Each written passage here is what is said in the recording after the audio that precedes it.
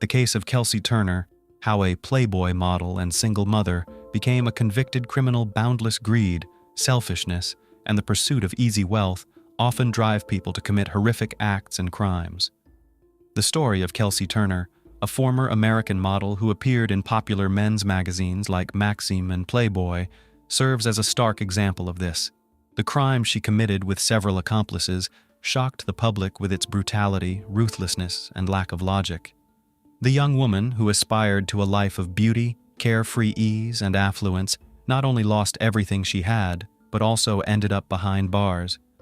In Turner's case, the most tragic aspect is that the victim of the bloody act orchestrated by the blonde was a well-known and respected psychiatrist, Dr. Thomas Burchard, renowned for his successful long-term practice and numerous scholarly works.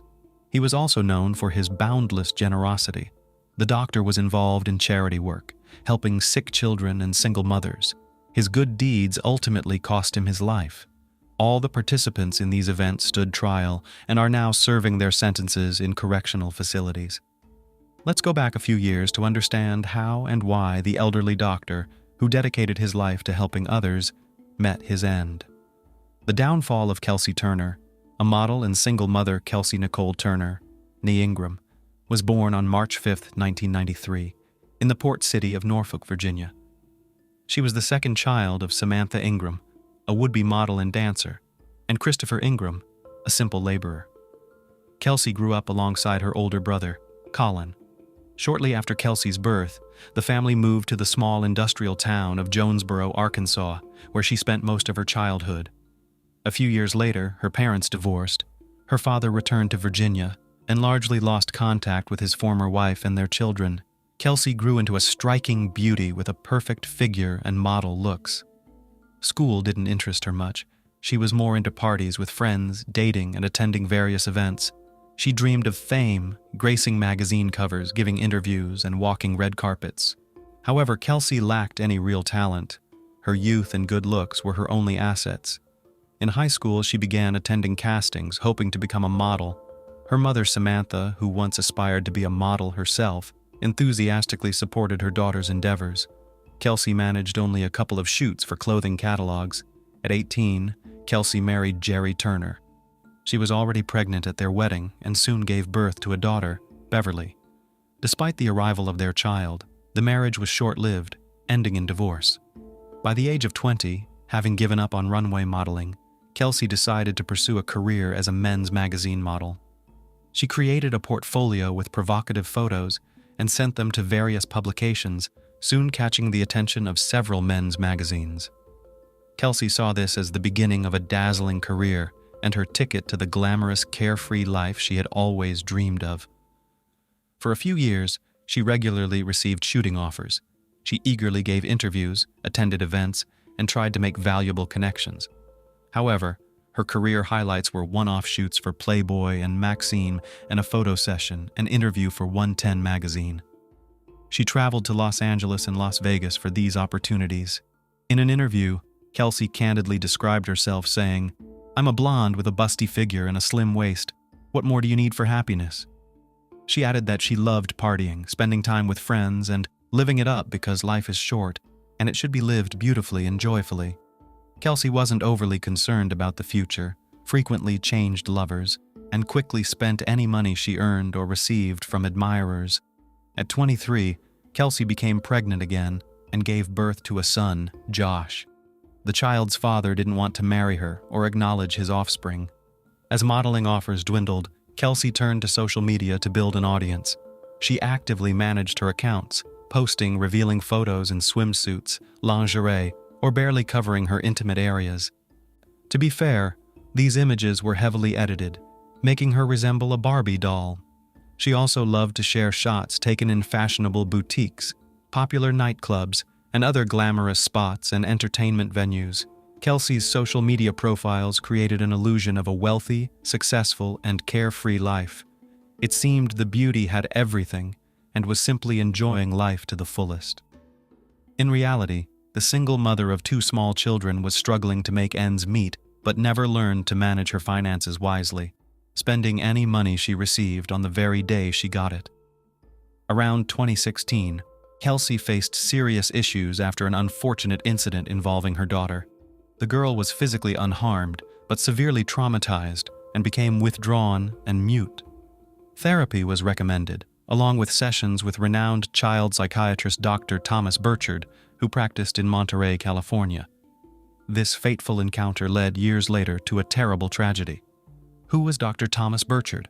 Dr. Thomas Kirk Burchard was born on February 16, 1948, in Boston, Massachusetts, to a family of a well-known architect and engineer. Later, his family moved to Virginia, where his father taught architecture at Harvard and the Architectural College at the Technological Institute. This is where the future psychiatrist spent his childhood and youth. Choosing not to follow in his father's footsteps, the young Thomas decided to pursue a career in medicine, specifically specializing in child psychology. After graduating from medical school and defending his thesis, he worked as a pediatric psychiatry resident in various renowned hospitals and lectured at colleges across the country. Eventually, Dr. Burchard was employed at a public clinical hospital on the Monterey Peninsula in California, where he worked for over 40 years as an incredibly sought-after pediatric psychiatrist. Dr. Burchard had an impeccable reputation. He easily connected with his young patients and took on even the most challenging and severe cases. He earned his doctorate from the University of California, Berkeley. According to Google Scholar, he had over 300 scientific publications, which were cited almost 40,000 times in total, and his Hirsch Index, a scientific productivity metric, was 81. Moreover, Dr. Thomas was known for being kind, responsive, and incredibly generous. His compassionate nature drove him to help those in need, particularly focusing on his young patients whose parents couldn't afford sessions. He also paid for hospital treatments for sick children from low-income families and assisted single mothers. Dr. Burchard lived for a long time with a woman named Judy Earp, who is variously described as his assistant and housekeeper, or as his lover and even fiancée. Regardless, she knew him better than anyone else and was the first to notice certain peculiarities in his behavior indicative of early signs of dementia or Alzheimer's disease. The elderly doctor, approaching his 70th birthday, became forgetful, absent-minded, and inattentive. He meticulously tried to hide this from his colleagues, constantly keeping diaries and notebooks where he recorded every detail, especially names, dates, and events, to avoid confusion. He always carried one of these notebooks in his breast pocket, containing his banking details, account numbers, passwords, and card pins. Another notable aspect of Burchard's behavior was that he, already a generous person, became very trusting, and the financial assistance he provided to those in need increased from hundreds to thousands of dollars. Dr. Thomas Burchard, a windfall for Kelsey Turner. When Kelsey first brought her daughter to Dr. Burchard's office, she lamented that she was raising 2 children alone and likely couldn't afford his costly services. To her surprise, the doctor offered to help her child for free, and after the appointment, gave the struggling single mother $300 for her children's needs. The blonde was astonished, but quickly realized that with tearful stories about her challenging life, she could extract more funds from the elderly man. At the next session, Kelsey, having prepared in advance, put on a whole performance, tearfully telling Dr. Burchard about her younger son's illness and lack of funds for expensive medications. This time, she boldly stated a fabricated amount and received it in full. Kelsey couldn't believe her luck.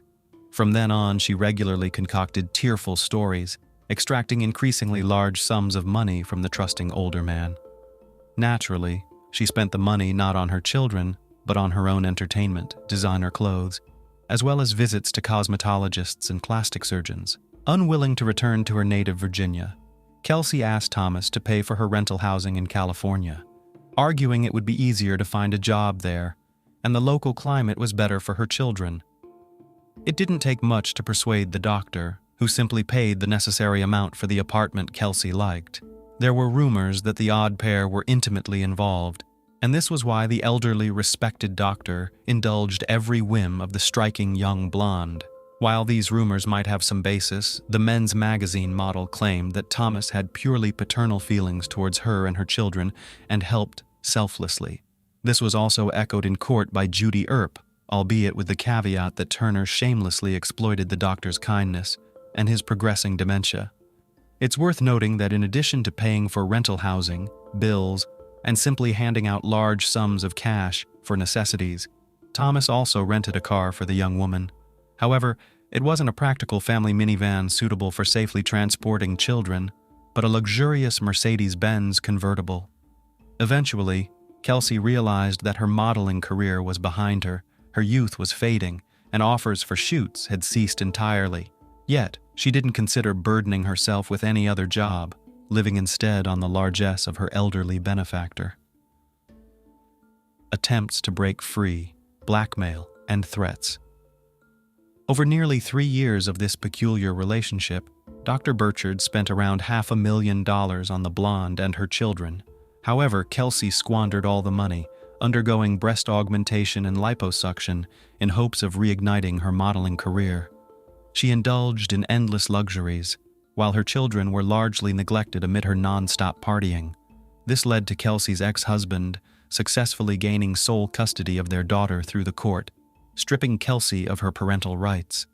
This left her with only her younger son, whose father, as mentioned earlier, had never shown any interest in his child. When Thomas learned about this development, he was furious, not with the girl's ex-husband, but with Kelsey herself. He realized that she was a negligent mother who did not bother to care for her children and spent all the money meant for them on her own needs, entertainment, and outfits. Dr. Burchard decided to have a serious talk with Kelsey, informing her that he would no longer sponsor her lavish and idle lifestyle. In response, Kelsey threatened to spread rumors that the respected child psychiatrist harbored inappropriate intimate interests in his young patients. Of course, this was a falsehood, but any gossip on the matter could severely damage the reputation of the esteemed doctor and academic. Reluctantly, Burchard agreed to Kelsey's terms and continued to transfer money and pay her bills. In early 2019, Kelsey decided to move to Las Vegas with her son to try and revive her modeling career. Naturally, she expected Thomas, whom she continued to blackmail, to finance this venture. The doctor rented a house Kelsey had chosen and transferred the amount of money she requested. After this, Kelsey disappeared for 2 months, giving no sign of her whereabouts. The fateful trip. In late February 2019, Kelsey Turner resurfaced as she was running out of money. She called Thomas, sobbing, and began to tell him about her severe illness, inability to work, and struggled to provide for her son. However, when the doctor refused to help, Kelsey's tone changed abruptly, and she started threatening and blackmailing him again. It's important to note that Judy Earp had long been urging Dr. Burchard to report Kelsey to the police, revealing her blackmail and extortion. Judy also suggested involving Child Protective Services, given that Kelsey, already stripped of her parental rights over her older daughter, was incapable of adequately caring for her young son. In case the matter went to court, Dr. Burchard secured support from his colleagues, who were informed about the situation and promised to back him up. Earlier, Judy even tried to talk to Kelsey herself, hoping to persuade her to leave Thomas alone, but was only met with threats of retaliation. This time, Dr. Burchard decided to go to Las Vegas himself to verify Kelsey's claims, though he already knew the answer. Judy tried to dissuade him from the trip, but the elderly man was adamant. She then urged him to take her or one of his friends along. However, Thomas insisted that it was his personal problem and that he needed to resolve it himself. He embarked on his journey on March 1st, 2019. A body in the trunk amidst the desert. On the morning of March 7th, a group of tourists traveling through Nevada deviated from the main highway onto a dirt road leading to Lake Mead. En route, they spotted a solitary Mercedes-Benz convertible parked in the middle of the desert with its windows up and roof closed. The absence of anyone nearby seemed odd and suspicious. Driven by curiosity, the travelers approached and noticed one of the car windows was shattered. Peering inside, they discovered signs of a struggle, with bloodstains throughout the interior. The tourists immediately reported their grim discovery to the police. Law enforcement officers arrived at the scene around noon under the scorching sun and were instantly hit by an unbearable stench of decay.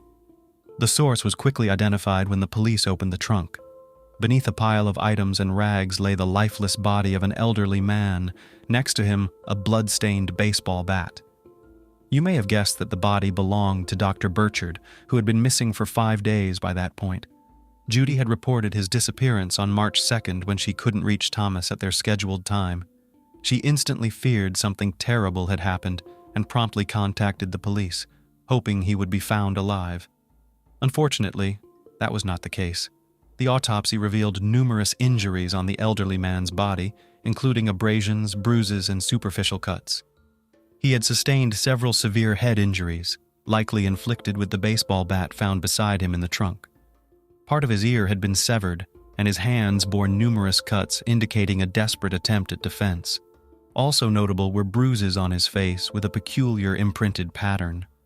Most horrifyingly, it seemed the man had been placed in the trunk while wounded but still alive, and had slowly suffocated under the intense desert sun.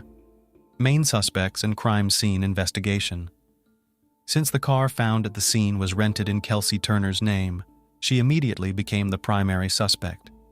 Judy provided the police with the address where the blonde lived and where the deceased doctor had headed, as the house was rented in his name.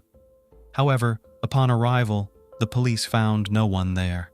Inside, containers of cleaning agents were scattered everywhere, and the air was still thick with the scent of household chemicals. It was clear that a hasty cleanup had been attempted to erase any evidence of the crime. The house was occupied by Turner, her 4-year-old son, and her new boyfriend, John Logan Kennison, along with 2 neighbors, Diana Pina and Jeremy Esherick. All had fled, making them suspects, as the petite blonde couldn't have inflicted such injuries on the doctor or placed his body in the car trunk by herself. The only person police managed to interview was Jeremy. He and his girlfriend, who had been visiting him, left the house while the doctor was still alive and unharmed. Jeremy recounted that his girlfriend had drunk too much and flirted with the doctor, attempting to get a couple of $100, mimicking Kelsey's tactics. Kelsey became enraged, accusing the woman of trying to steal Thomas from her. The 2 women almost fought, and Jeremy had to quickly take his girlfriend away from the house. He hadn't returned for several days and was unaware of the subsequent events. Police also learned from Judy that Dr. Burchard always carried a notebook with bank account details and passwords, which he often forgot. This notebook was missing, and large sums of money were withdrawn from 2 of his accounts on March 3rd. The accounts and cards were immediately blocked, and on March 21st, in Stockton, California, Kelsey and her boyfriend John were arrested after another attempt to withdraw money. For nearly 3 weeks, the couple, along with their child, had been hiding in motels, moving from place to place and paying in cash. They regretted not completely emptying Burchard's accounts initially and decided to do so later, planning to flee to Mexico with the money. However, by the time they tried again, the accounts were blocked, and the police arrived promptly. Reconstructing the timeline of events. While Kelsey and John adamantly denied any wrongdoing, a third participant in the events, Diana, voluntarily surrendered to the police and narrated what transpired on the night of March 2nd. According to her, after Jeremy and his girlfriend left, Turner had a severe altercation with Dr. Burchard, angered by his declaration that he would not give her another cent. She threatened to tarnish his reputation by spreading rumors about the psychiatrist's inappropriate behavior with his young patients. As Kelsey became physically aggressive, the elderly man locked himself in a room. John, with a forceful shoulder thrust, broke down the door and severely struck the older man with a bat, causing a massive hematoma and a nosebleed. Diana rushed in, pleading for everyone to calm down. Seeing Thomas's condition, she urged them to take him to the hospital, fearing the consequences of their actions. After extracting a promise from the doctor that he would tell the police he was attacked and robbed by strangers, all 4 drove to the garage. Burchard was seated in the back of the car. Kelsey then instructed Diana to return to the house and clean up thoroughly, erasing all blood traces. Diana obediently started the cleanup, but soon heard Dr. Burchard's cries and the sounds of a struggle. Rushing back to the garage, she saw the couple brutally assaulting the elderly man, trapped between them in the car, unable to escape or defend himself. It turned out that Kelsey and Kennison never intended to take the man to the hospital. They planned to finish him off using the bat and a small knife, inflicting cuts. John also repeatedly hit the doctor in the face with the handle of his unloaded pistol, causing the peculiar patterned bruises. Diana was again ordered back to the house to continue cleaning. Fearing she might be next if she didn't comply, she left the garage. While she was still cleaning inside, she heard car engines and saw the couple's 2 vehicles leaving. A few hours later, only John's car returned, with Kelsey accompanying him. Diana remained unaware of the convertible's whereabouts until news reports surfaced about a car found in the desert with a body in the trunk. Trial and sentence. From the outset, Diana opted for a plea deal, agreeing to tell everything she knew. This helped her avoid charges of complicity, leading to a lighter sentence for evidence tampering, which resulted in only 3 years of imprisonment. The former lovers, on the other hand, stubbornly shifted the blame onto each other. However, proving their guilt was straightforward, as they left substantial evidence in the car, and their phones were traced to the desert on the night of March 2nd, at the location where they abandoned the car with the body. Kennison was found guilty of second-degree homicide and sentenced to 45 years in prison, with the possibility of parole after 18 years. The situation with Turner was more complex. Shortly after her arrest, she declared her pregnancy, significantly delaying the trial. During her incarceration, she gave birth to a girl who, along with her son, was placed under the care of social services, as none of Turner's relatives were willing to assume such responsibility. In January 2023, following her attorney's advice, Kelsey admitted her guilt and was sentenced to 25 years in prison with the possibility of parole no earlier than after 10 years. She is currently serving her sentence at the Florence McClure Women's Correctional Center in Las Vegas. In conclusion, it's worth noting that in February 2023, ABC's documentary series 20/20 Inches aired an episode titled A Model Murder, detailing the heinous crime committed by Turner and her boyfriend against Dr. Burchard. The high-profile case of Denise Dragon is a vivid example of how youthful maximalism, morbid jealousy, and passion for illegal substances can lead to tragedy and destroy 3 young lives at once. The oldest participant, and I'm not afraid of this word, the main culprit of this story at the time of the tragedy was barely 22 years old, and the 2 girls whom he desperately tried to keep, playing with their feelings, were only 17 and 19 years old. Their love triangle didn't last long, leading to 2 pregnancies, manic stalking, and, eventually, cold-blooded murder. Mario Topanera was born in Spain in the suburbs of Madrid, a small town of Alcorcón, in 1996. The young man has never burdened himself with studying and finding a good job. In his 22 years, he lived in the house of his parents and interrupted by casual earnings. The main passion of the guy was graffiti. He drew perfectly, but he could not apply his talent as an artist anywhere, being satisfied with small part-time jobs, painting walls outside and inside buildings. Mario's main source of income was the sale of illegal substances. He did not do it himself, but found interested customers and brought them to a remote quarter of the city, where his acquaintance, who could get everything at the request of buyers. Topanera received a good percentage of each such transaction, so he was interested in finding such people. It is not known whether the parents knew what their son was doing, but if they did, they obviously turned a blind eye. It should be noted that Mario had a bright appearance and bold character. He enjoyed authority among friends and a lot of popularity among the opposite sex. The young man skillfully used his charm, easily made acquaintances, and often twirled romance with several girls at the same time, not intending to burden himself with serious relationships. Denise Maria Dragon was a native of Romania, where she was born in 2001 in the family of Emil and Daniela Dragon. The parents of the girl, at the time of her birth, were still very young and were in a difficult financial situation.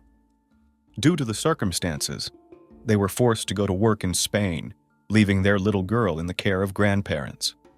A few years later, when the couple were able to legalize in a foreign country, get a good job, and more or less establish their everyday life, they took their little daughter to their home in sunny Spain. The girl quickly settled in and made friends in her new place. She found it easy to learn the language, and at school she got high marks in almost all subjects. In addition, the little girl took an interest in dancing, willingly spent several hours a day in the studio, and regularly participated in all kinds of competitions. When the girl was in middle school, the marriage of her parents gave a crack, and they decided to separate. After the divorce, the child was left to live with her mother, but her father, despite the fact that he had a new family, continued to take care of her, in all ways supported communication, helped financially, and in every way tried to take part in the life of his daughter. Soon her mother also remarried, and a year later the girl had a younger brother, whom she adored and spent a lot of time with him. At the age of 16, Denise decided that she wanted to master the art of hairdressing and become a stylist. She left her studies and dance classes, focusing entirely on her new hobby. Her parents did not discourage her or somehow prevent her, allowing her daughter to make her own choice. To gain experience, Denise got a job in a beauty salon, which belonged to her relatives. The third heroine of this dramatic story and the final link in the love triangle was a 19-year-old girl named Rocio Martinez. She was born and raised in the suburbs of Madrid. Her father was a policeman who was transferred to Alcorcón, where his whole family moved. Rocio from childhood was impulsive, scandalous, and sometimes even aggressive. She was used to always get what she wants, and did not tolerate rejection. Even at an early age, the girl was diagnosed with diabetes and serious heart problems, because of which she had to take medication on a regular basis to monitor her regimen and diet. But her health problems didn't keep her from bad company and experimenting with illegal substances. She consumed alcohol, tried drugs, and repeatedly took part in petty thefts and robberies together with her friends. However, thanks to her police officer father and his connections, Martinez was never prosecuted for her actions. Rocio believed in her impunity and that no matter what she did, her father would get her out of trouble. In addition, Rocio was quite beautiful. She always had a lot of admirers and admirers. When Denise left school and started working as a stylist, she had more free time, which she devoted to socializing with friends. Since high school, she had a best friend named Sylvia to whom Denise confided all her secrets and worries. One day, on a spring evening in 2018, walking around the city with her friend, the young lady accidentally met Mario. A handsome and cheerful guy immediately managed to charm Denise. A conversation started between them, and in the evening of the same day they exchanged phone numbers. Soon the young people had an affair. They saw each other almost daily, and their relationship developed rapidly. For the first time in her life, Denise truly fell in love, and her chosen one seemed to be her ideal. It also turned out that they had many common interests. They liked the same movies, the same music. They both adored dogs and dreamed of traveling the world. Just a few days after meeting, Denise invited her chosen one to a family dinner to introduce him to her mother. But Daniela did not approve of her daughter's choice. The woman immediately did not like Denise's lover. Something in him alerted her and even frightened her. Mother hastily made inquiries about him and was horrified when she learned that Mario is associated with the trade in illegal drugs. Daniela had a serious talk with her daughter, hoping that she would end her relationship with a guy with such a dubious reputation. Denise calmed her mother and promised her that she would break up with her lover, but in fact she continued to meet with him. Quite quickly, Denise realized that Mario is not so nice and kind as he wants to seem. The young man tried to control every step of his passport, wanted to know where she goes and with whom she communicates, without permission, took her phone and checked accounts and social networks. For several months, the girl in love hoped that her chosen one would change and they could build a strong and lasting relationship. But it only got worse. Mario began to consider her his property, which he can dispose of, and who must do everything only as he says. At the moment when Denise seriously considered breaking off the relationship, she was horrified to realize that she was pregnant. She didn't want to tie her life to this man and endure constant harassment. Besides, Denise was afraid that now Mario wouldn't leave her alone at all. On top of that, she was only 17 years old, and she herself was simply not ready for motherhood and responsibility for a new little life. Then Denise decided to talk frankly with her mother and told her everything, asking for advice on how to proceed. The woman listened to her daughter, and recommended her to terminate the pregnancy, adding that the choice, in any case, will remain only for her. Denise thought it over once more, and then followed her mother's advice by having an abortion. When Topanera found out about it, he was furious. The guy thought that Denise betrayed him, that she had no right to do so, and only he could decide what to do with this child. Relationships finally broke down, but the young man was not going to let Denise go and leave her alone. Moreover, he promised to take revenge on her for such betrayal and to hurt her as much as she hurt him. When Denise called her father in tears and told him about everything, Emile decided that his daughter needed to get away from all these difficult events that had shaken her peace of mind and go somewhere on vacation. He paid for his ex-wife and daughter a trip to one of the fashionable European resorts, where they went together. The vacation really did Denise good. She calmed down a little, relaxed, began to make plans for life again, and seemed to no longer think about Mario. But the vacation was over, and Denise returned home again. Mario did not long pine for his former passport, and almost immediately began an affair with 19-year-old Rocio Martinez. This fiery, aggressive, and conflicted girl was the complete opposite of the quiet and calm Denise. She could make a scandal in the same place, go into a fight, or throw a tantrum. Rocio also experimented with illegal substances and could easily break the law, knowing that she would not be punished for it. With Mario, they quickly got together and had fun together because the guy could get any illegal drug she asked for, wanting to test its effect on himself. However, Mario couldn't forget and let go of his ex-girlfriend. He still wanted to control her, to know where she was and what she was doing. Periodically, he wrote to her in social networks, called her, and even offered to resume the relationship. Denise, who had a very hard time with this breakup, met him from time to time and communicated with him, but was not going to reunite because of fear. When Martinez found out that her boyfriend was communicating with his ex, she made a terrible scandal, and in a fit of rage screamed that she would kill them both. By that time, Mario had already realized what his chosen one was capable of, so he promised her that it would not happen again. However, Rocio's such an answer did not calm down, and she decided to destroy her rival, if not physically, then morally. Rocio began to call Denise, showering her with insults and wishing her a speedy death. But this was not enough, and she began to send messages to her rival with threats of violent reprisals. However, Dragon considered these threats to be empty words and did not consider it necessary to contact the police because of them. During that period, Rocio became pregnant, about which the first thing she wrote to her rival, saying that this child is desired and she will keep it. For Denise, this news was a painful blow.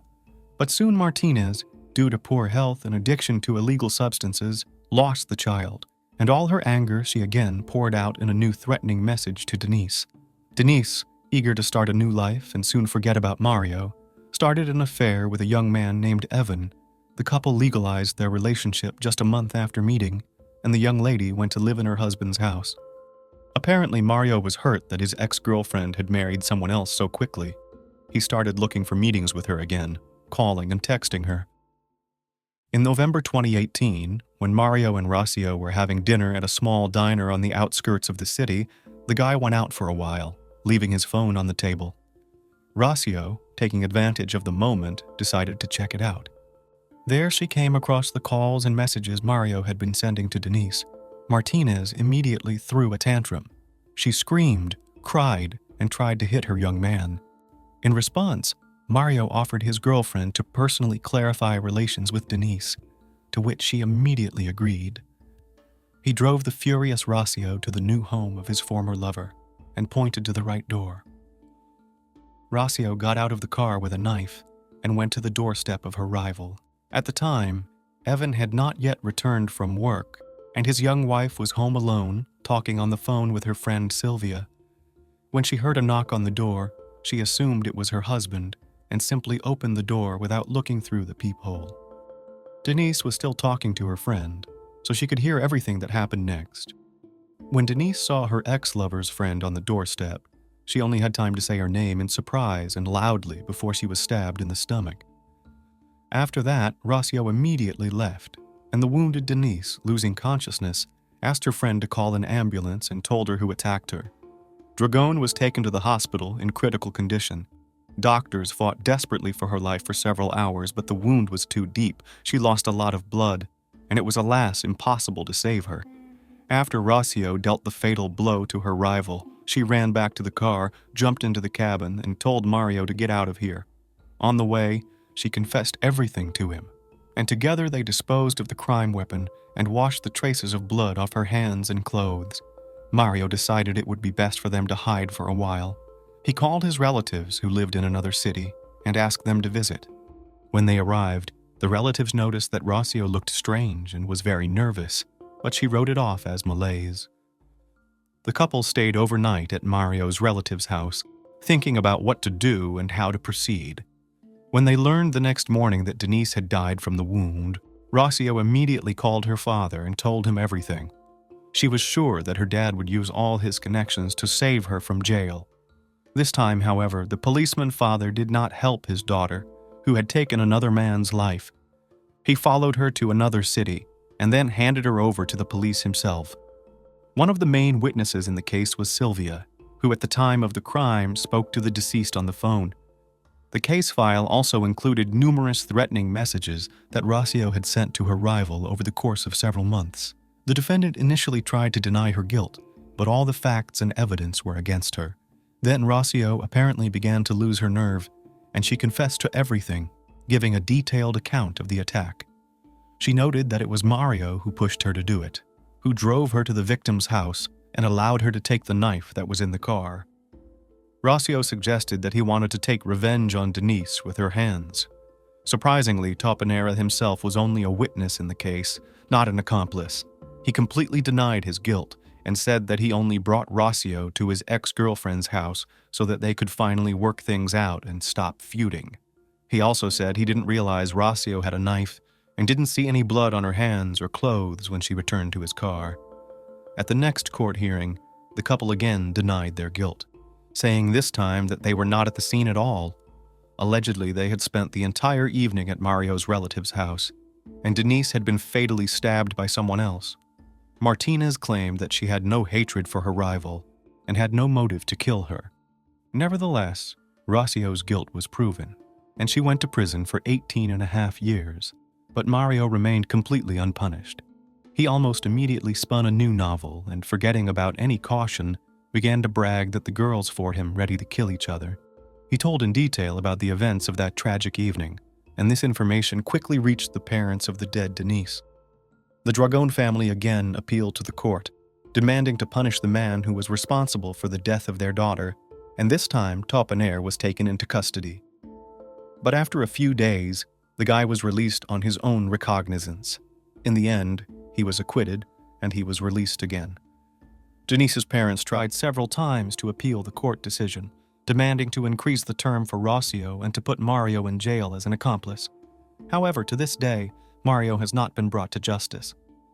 Sherry Miller, who used sex, lies, and internet chat to organize a horrific crime, was arrested in February 2000. This crime is often referred to as the first internet-related murder in the United States. On December 22, 2000, Sherry Miller, a typical American mother of 3, was found guilty of second-degree murder and conspiracy to commit first-degree premeditated murder.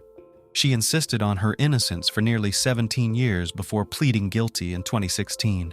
"I have ruined many lives. It's time to put an end to the lies and tell the truth," Sherry Miller pronounces before confessing.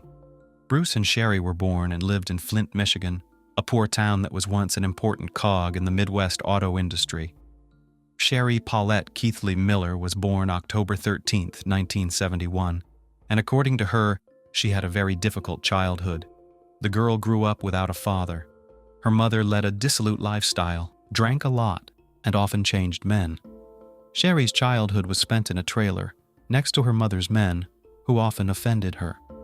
According to Sherry's words, she was abused from the age of 3 or 4. At 16, the girl was left alone. At 17, she married, became pregnant, and gave birth. The marriage broke up. Sometime later, Sherry remarried and divorced again. Her second husband, Tribby, was found guilty of second-degree child abuse for hitting his child hard. This resulted in multiple skull fractures.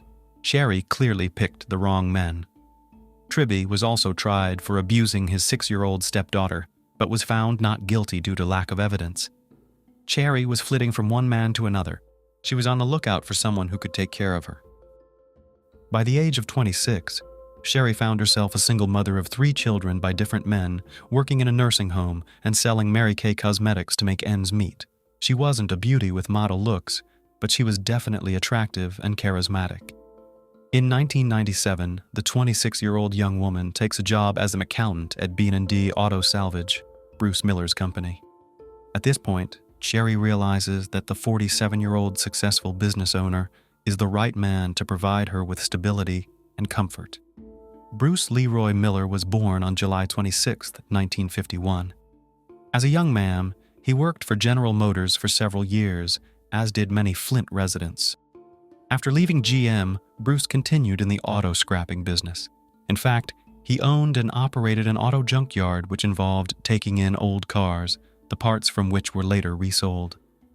Bruce was married 3 times, loved racing, socializing with people, always showed generosity and openness. At first, he was not interested in Sherry Keithley, his new employee. Bruce only helped a single mother in a difficult life situation, but Sherry managed to hook Bruce. An office romance ensued. Despite the 20-year age difference, the couple's relationship developed rapidly. Bruce was flattered by the attention of a young woman, and the lovers quickly moved from dating to a life together. 4 months later, on April 23, 1999, a wedding took place in one of the chapels of Las Vegas. Sherry and her children moved in with Bruce, and she found the stability she had long dreamed of. Bruce's brother, Chuck Miller, would later tell the television program Snapped. She always said Bruce was the best thing that ever happened to her. She finally had a normal life and a man who could afford to make her happy. Chuck's wife, Judy, said Bruce was overwhelmed by the pretty young blonde whom he thought was the perfect wife. Only friends expressed misgivings about Sherry's need to spend money shopping beyond her means. She instantly maxed out her credit cards and spent all the cash she could find. "I was trying to fill a constant void," Sherry would later say. Despite her friends' misgivings, her hardworking husband didn't mind and turned a blind eye to his wife's spending habits. In any case, Sherry worked too. She was a Mary Kay cosmetic saleswoman, which allowed her to sell products to customers at home or while traveling across the country. To keep track of her accounts, her husband even bought a computer for her. It was this purchase that became the turning point.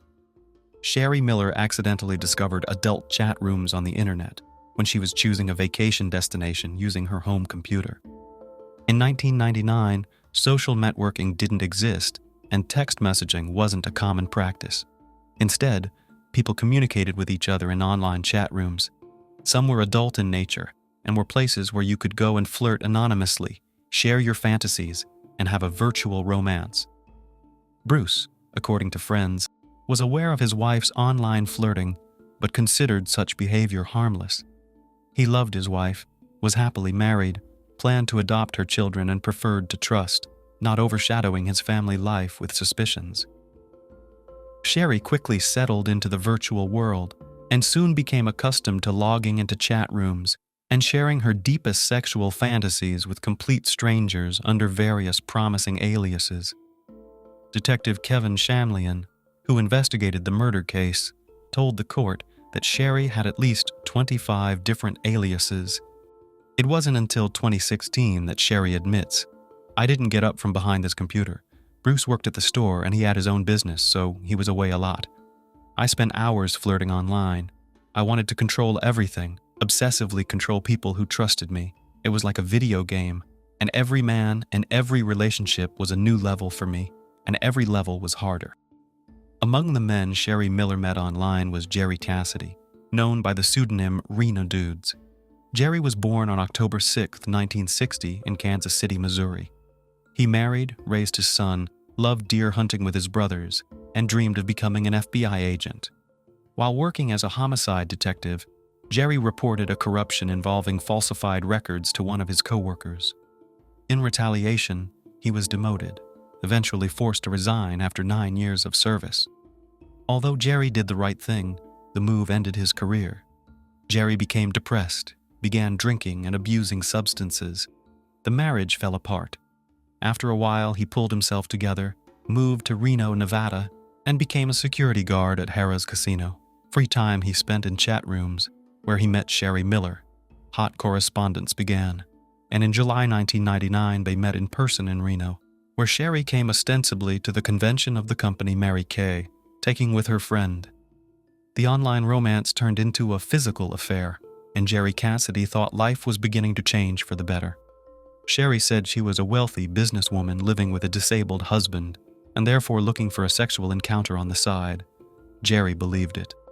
His friend and colleague, Carol Slaughter, would later recount. Sherry came into Jerry's life when he was at rock bottom. His marriage had broken up. He was in a new neighborhood where he had no friends.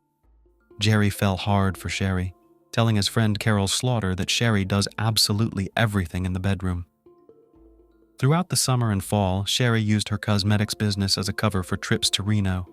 When Sherry and Jerry were not together in Reno, they exchanged instant messages and emails of a sexual nature, including videos. Soon they even renamed their accounts, with Sherry calling herself Jerry's Fool and Jerry calling himself Sherry's Fool. It would seem that the ex-cop should have sensed something amiss, but the emails full of declarations of love apparently blinded him. Whether Jerry was simply gullible, flawed, or broken, he was an easy win for Sherry Miller. She wove a web of deception rather quickly and convinced him that he needed to kill her husband. The effect on Jerry was quite obvious to those who knew him. His acquaintances said that after this woman appeared, their friend became like a person with bipolar disorder, overly excited and active before she arrived and painfully depressed after she left. As early as September, Sherry announced that she was pregnant with Cassidy's child. She sent him pictures, a positive pregnancy test, and her belly. A short time later, Sherry revealed that her husband, Bruce Miller, found out about the pregnancy and beat her, causing her to lose the baby. In fact, in 1995, Jerry had undergone a fallopian tube ligation and could no longer have children. Jerry had no way of knowing this and believed his lover's lies. Very soon after losing the baby, Sherry announced that she was pregnant again. This time, however, she was pregnant with twins. Jerry begged his beloved to leave Bruce, take the children, and come to live with him. Sherry explained that she couldn't do it because Bruce had connections in the mafia, and he wouldn't let them leave for nothing. Supposedly, she was afraid for her life and Jerry's life. The young woman continued to drive to Reno. At one point, Jerry was arrested for drunk and disorderly conduct at the casino. There was a pause in online correspondence for the duration of the arrest. When Jerry got out, he decided not to put Sherry in any more danger of being exposed to her husband Bruce and returned to Missouri to try to reconnect with his family. The couple continued their relationship online.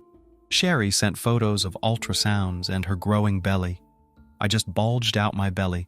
Jerry wanted to believe it so badly that I had no doubt. He would see the pregnancy even if it wasn't there," Miller would later say.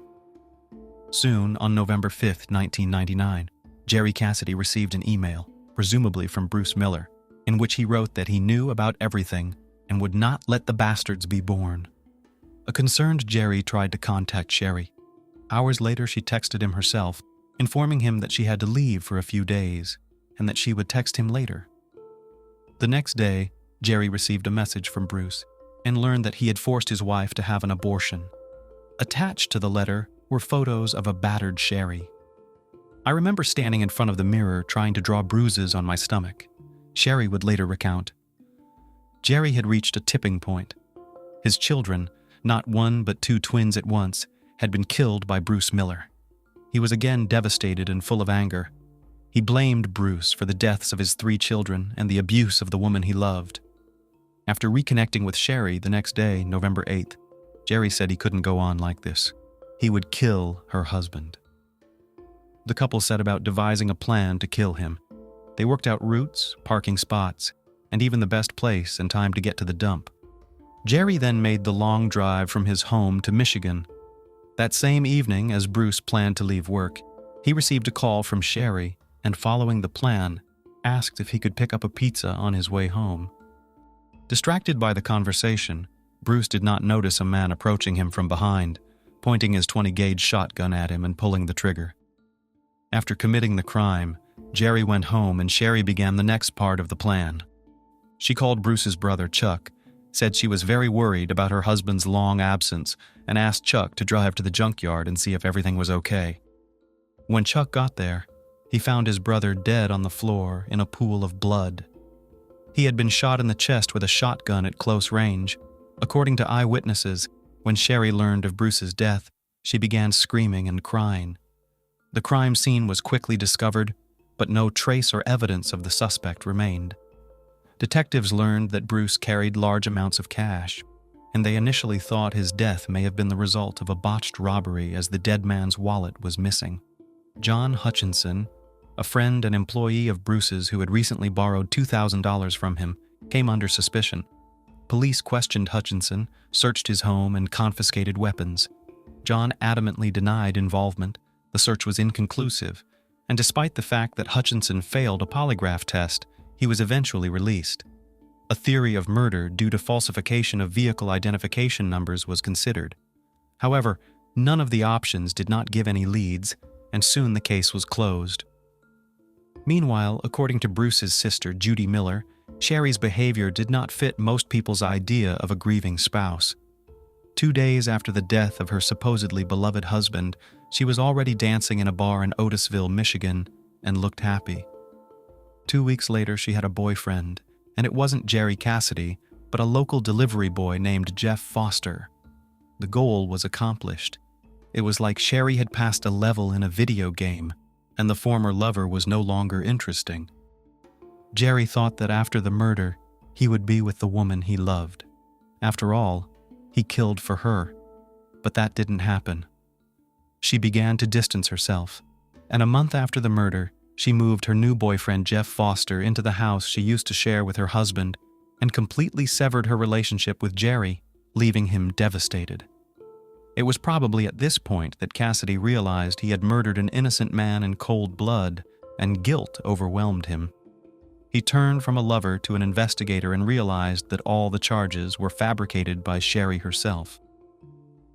3 months later, on February 11th, 2000, Jerry shot himself in his Odessa, Missouri apartment with a .22 caliber rifle. His body was found in a chair with an open Bible in his lap. The Bible was open at Matthew 5 on murder. "Thou shalt not kill, and whosoever shall kill shall be liable to judgment." He judged himself, pleaded guilty, and executed himself, Cassidy's mother will say in an interview. A few days after the body was removed, family members were cleaning the apartment and found a briefcase under the bed with 3 suicide notes and an envelope taped to the outside. Jerry wanted revenge on the woman who had broken his heart. The former detective confessed to killing Bruce Miller because Bruce, he believed at the time of the murder, had abused Sherry and caused the deaths of his 3 children. The letter explained that Sherry Miller had lied to him about Bruce's alleged behavior.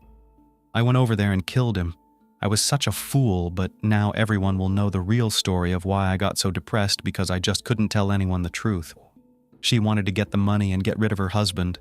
Well, she got her way, but she would soon learn that she couldn't do that to people.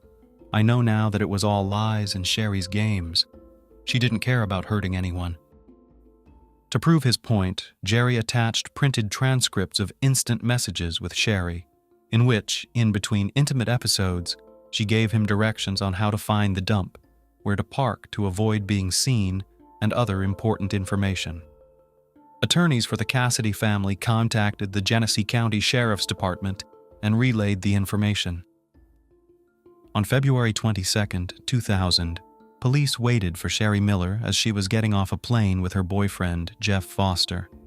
Ironically, they were returning from a trip to Reno. She was charged with second-degree murder and conspiracy to commit murder. Prosecutors believed Sherry was a skillful manipulator who convinced her lover to kill her husband under false pretenses. Despite a briefcase full of evidence, she insisted on her innocence to her deceased husband's family. On December 12, 2000, the state of Michigan's trial against Sherry Miller began, and her case made national headlines. Given the bizarre nature of an internet-related crime, public interest was abnormally high. The prosecution shared thousands of messages between Sherry and Jerry, demonstrating the woman's lies. She was never abused. She was never pregnant with Jerry's children, as she had undergone a fallopian tube ligation many years ago. According to the prosecution's version, Sherry wanted Bruce dead because of his money, as a divorce would not have given her enough money. However, the defense said that the young woman received only a minimal amount of money after her spouse's death. She would have lived a much more affluent life during her lifetime. The defense insisted that Jerry Cassidy was seeking revenge by being in the role of an abandoned lover, so he fabricated evidence. Sherry told the jury that the sexual communication between her and her lover was just part of an online fantasy. She said she lied about her pregnancy to help Jerry deal with depression and about the abuse to convince Jerry to leave her alone. Sherry adamantly denied writing the messages describing the crime, insinuating that Jerry had forged the messages using his experience as a homicide detective. However, police found evidence of the messages on Sherry's computer. Online correspondence played a crucial role in the trial. Miller was found guilty on December 22nd and sentenced to life in prison on the murder charge and 54 to 81 years on the conspiracy charge. In 2007, she was diagnosed with post-traumatic stress disorder and found to have other mental illnesses while in prison. Sherry began treatment and filed an appeal. She even managed to get married for the 4th time. Michael DeNoia saw the story on the news and couldn't resist the woman's charm. Michael wrote, Sherry wrote back, and in 2008, he visited the criminal in prison and proposed. Some reports say they actually married in April 2008, although there is no evidence of this union. Miller won an appeal in 2008 and was released from prison in 2009. A federal judge overturned Sherry Miller's conviction, saying Jerry's suicide letter should not be considered as evidence because Cassidy is dead, and the defense cannot cross-examine him. The judge ruled that a new trial was necessary and released Sherry, setting a bail amount. In 2012, Sherry was sent back to jail to continue serving her original sentence after the court reinterpreted the admissibility of the suicide letter. By this time, Sherry had spent 3 years on the outside. She continued to insist on her innocence. In 2016, Sherry Miller, in a 4-page typewritten letter sent to a district judge, suddenly admitted her role in her husband's death. Everyone got a shock. No one expected her to ever voluntarily do so. The letter sent to the judge was seen by many as just another manipulation to gain sympathy or profit. Something happened inside me when I had to go back to prison after 3 years of freedom. You see, I had my daughter and granddaughter living with me. I begged my daughter not to come with me as I was being taken back to this prison. She wouldn't listen. As I walked through the sliding doors and looked back at my daughter, she was crying so hard. I remember hearing her scream, "No, Mommy, no, don't go." After that moment, the full implications of what I had done to Bruce, his friends, his family, Jerry, his friends and his family hit me with full force. They will never see them again. Bruce was a great man, Sherry Miller wrote of her husband. He never hurt me or my children. All he did was love us. He wanted to adopt my children. He just wanted a family. The only man who loved me, and I ordered him killed. In 2022, Sherry gave a public interview to a popular TV station. She admitted that Bruce was not involved with the mob and never abused her. She admitted that she used makeup to fake bruises and faked ultrasound scans to manipulate Jerry. According to Sherry, she didn't do it for the money. She said that she was afraid Bruce would find out who she really was and felt that it would be easier for him to be killed than to learn the truth about her. Sherry admitted that she knew about Jerry's tendency toward depression in the briefcase of evidence, but was confident that she would talk herself out of anything and could manipulate the jury and the court. She was so convinced of this that she turned down a plea bargain that could have gotten her 15 years instead of a life sentence. According to Sherry, it took a public story to find peace with herself. It's still very hard for me to look in the mirror, realizing what I did. I've been waiting to tell the truth, and hopefully get a sense of peace from it. Sherry Miller remains incarcerated at the Huron Valley Women's Complex in Michigan. She is not eligible for parole. The Beverly Liggett case, madness by inheritance, when a favorite son becomes an executioner. Genetics, unfortunately, is inextricably linked to many diseases that are inherited. These include some mental disorders.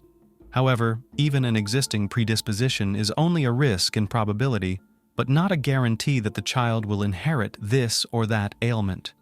Naturally, every parent hopes that the children will take from him only the best, and diseases will bypass offspring. Many experts say that there are no specific genes for the transmission of mental illness. That is, no one gene is necessary or sufficient to provoke the disease. Nevertheless, mental illness tends to run in families. This is exactly the problem faced by our heroine today, Beverly Liggett, who sincerely believed that her children would not be affected by such an affliction. And indeed, Beverly's daughter grew up a perfectly healthy and balanced woman, but the son, apparently, took a double blow in which he blamed solely on his mother. It should be noted that the presence of a mental disorder did not affect the intelligence of this guy. On the contrary, he was very clever and calculating, from which the atrocities committed by him look even more sickeningly creepy. Who is Beverly Liggett? Beverly Liggett was born on the 1st of October 1956 in the capital of Colorado, a picturesque metropolis called Denver. She was raised with her older brother Stephen and sister Martha in an ordinary family of Barbara and Edwin Liggett, who lived all their lives in their hometown, almost never leaving its boundaries. After graduating from high school, Beverly went to a local college, but here she could not go to university for a variety of reasons, partly related to her health. In her youth, the girl worked as a salesman, but after she married at the age of 26 and gave birth to 2 children, she devoted herself to her family for many years and was exclusively engaged in raising heirs and creating a home. In 1988, Beverly had a long-awaited firstborn son, Ari, and a few years later, a daughter, Libby, was born. The young woman literally did not care about her heirs and lived for them. However, in the second half of the 90s, her marriage broke up. The husband left the family, moved to another state, and was no longer interested in the fate of his ex-wife and did not take any part in the lives of children. Beverly was forced to take 2 jobs at once, but thanks to her diligence and determination, the family of 3 did not need anything. She and her children moved to the suburbs of Denver, a small and relatively young, founded in 2001 town centennial, where they rented a cozy, spacious house. In the mid-2000s, Beverly, on one of the dating sites, met a man named Seth Missy, with whom they had a correspondence, which grew into a romantic relationship. It was he who inspired her lover to finally fulfill her dream and pursue higher education. Liggett chose medical school because she always dreamed of helping other people and felt that in this lies her calling. At that time, she was already over 50 years old, and in the group she was twice as old as her fellow students. However, she easily found a common language with them and is remembered by all as sociable, attentive, and responsible miniature brunette, who was nicknamed Caring Angel. Beverly and Seth's romance lasted about 5 years before the couple decided to officially legalize their relationship. For both of them, the step was a serious one, but they were ready for it. Beverly was happy, as she finally had a college degree, had a better paying job, and was about to marry the man she loved. Her children were old enough by then to be on their own, but her son Ari was a source of genuine anxiety and apprehension, and there were a number of good reasons for that. A hereditary disease. There was a sensitive issue in the Liggett family that they tried hard to hide from others and never discussed with outsiders. The fact that Beverly and her sister Martha from an early age suffered from bipolar affective disorder, which is characterized by frequent changes in mood phases, from manic to depressive. From time to time, the disorder was exacerbated. But if Martha experienced minor discomfort associated with this disorder, and the prescribed medication quickly gave positive results, Beverly sometimes needed hospital treatment because she was on the verge of voluntarily taking her own life. It was for this reason that she was unable to go to university in her time, and for the same reason the marriage with the father of her children broke up. It is also worth noting that her mother, Barbara too, was subject to prolonged depression, but she faced this problem in the 40s, and then the woman no one in time did not provide qualified help, and so she was forced to fight her illness on her own for almost all her life. Beverly was sure that the mental disorder in their family is transmitted exclusively through the female line, because the disease manifested itself in her mother, her and her sister, while her brother Stephen remained completely normal. In this regard, Beverly feared for the health of her daughter Libby, but just the daughter of the disease bypassed, hitting with redoubled force on Ari, the special child. From early childhood, Ari was a rather strange, withdrawn boy prone to tantrums. At the age of 5, he was diagnosed with autism, and later a whole host of other mental disorders and abnormalities were added. He could withdraw into himself, and completely abstracted from what was going on around him. But such states, as a rule, alternated with attacks of aggression. Despite his mental problems, Ari went to a normal high school, where he studied quite well. Particularly easy to give him the exact sciences. In particular, he was fond of chemistry and physics. The boy easily solved complex problems, and most calculations were made in his mind. His intelligence was above average, but his social and communication skills were practically absent. Classmates avoided the strange and unsociable peer, or simply mocked him. Ari had no friends at all, was not eager to learn about the world around him, was aggressive and violent, which manifested itself in cruelty to animals and attacks on other children. The boy was repeatedly hospitalized and prescribed medication to correct his condition, but at home he usually stopped taking the prescribed medication and soon returned to his previous state. His parents tried to control him to take the necessary pills, but the older he got, the more difficult it was to do so. He did not know how to ask or talk calmly, and he always got what he wanted with tantrums. The boy could shut himself in and not talk to anyone for weeks, but could talk for hours to himself or to some imaginary interlocutor. In periods of aggravation, he became dangerous to others, and his relatives sometimes insisted on his compulsory hospitalization. A dangerous teenager. As a teenager, Ari learned that his mother, aunt, and grandmother also suffered from mental health problems, and his mother had to be hospitalized at times. During that period, Ari literally hated his mother and blamed her for all of his troubles. He believed that she had awarded him with a disease that was ruining his life. The young man became increasingly uncontrollable. He threatened his loved ones with violence and constantly wondered why his own sister, family curse, bypassed. Being with him under the same roof was becoming unsafe, and the first could not stand the head of the family. He filed for divorce and literally escaped. Despite his diagnosis, Ari was easily able to enter the university, receiving a high passing score. However, the guy was expelled in his first year after he brought a homemade firearm to the institution and threatened a fellow student with death. At that time, he was arrested for the first time, but only got off with an educational talk, confiscation of the weapon, and expulsion from the university. About a year later, the police were contacted by Beverly and asked to come to their home immediately to subdue her son, who was threatening to kill her and her daughter, and appeared to be very serious. But the police handed the violent young man into the hands of psychiatrists, and those, after a short treatment in the hospital, released him home, prescribing medication, which Ari, of course, did not take. Hateful stepfather. Ari was 18 years old when Beverly met Seth and began dating him. Soon the couple decided to live together, but Ari, from the very beginning, took his mother's new chosen one in the bayonet. He tried in every possible way to get him out of the house, threatened, scandalized, and even started fights. The appearance of another man in the house young man perceived as a personal insult and betrayal by his mother. Seth, as best he could, tried to support his beloved. He looked for specialists who could help the young man, paid for his treatment in clinics, but the more he tried, the more Ari hated him. The very thought of this man becoming his stepfather and part of their family frightened and depressed Ari, making him aggressive and dangerous. Seth Missy repeatedly told his wife that her son was old enough to live on his own. He could study or work and be like everyone else if he took his medication properly.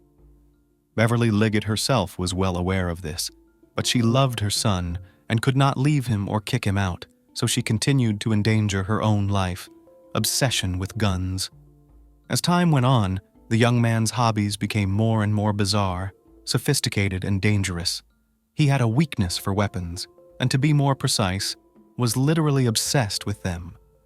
In the basement of his own house, he collected homemade firearms literally from improvised materials, as they say, on his knees, which once again proved that the guy was very smart, clever, and enterprising. But Ari was not limited to one weapon and got the idea to create an explosive device. He found all the information he was interested in on the internet, bought or ordered the components he needed, and the substances he couldn't get. He decided to synthesize at home himself, using his deep knowledge of chemistry.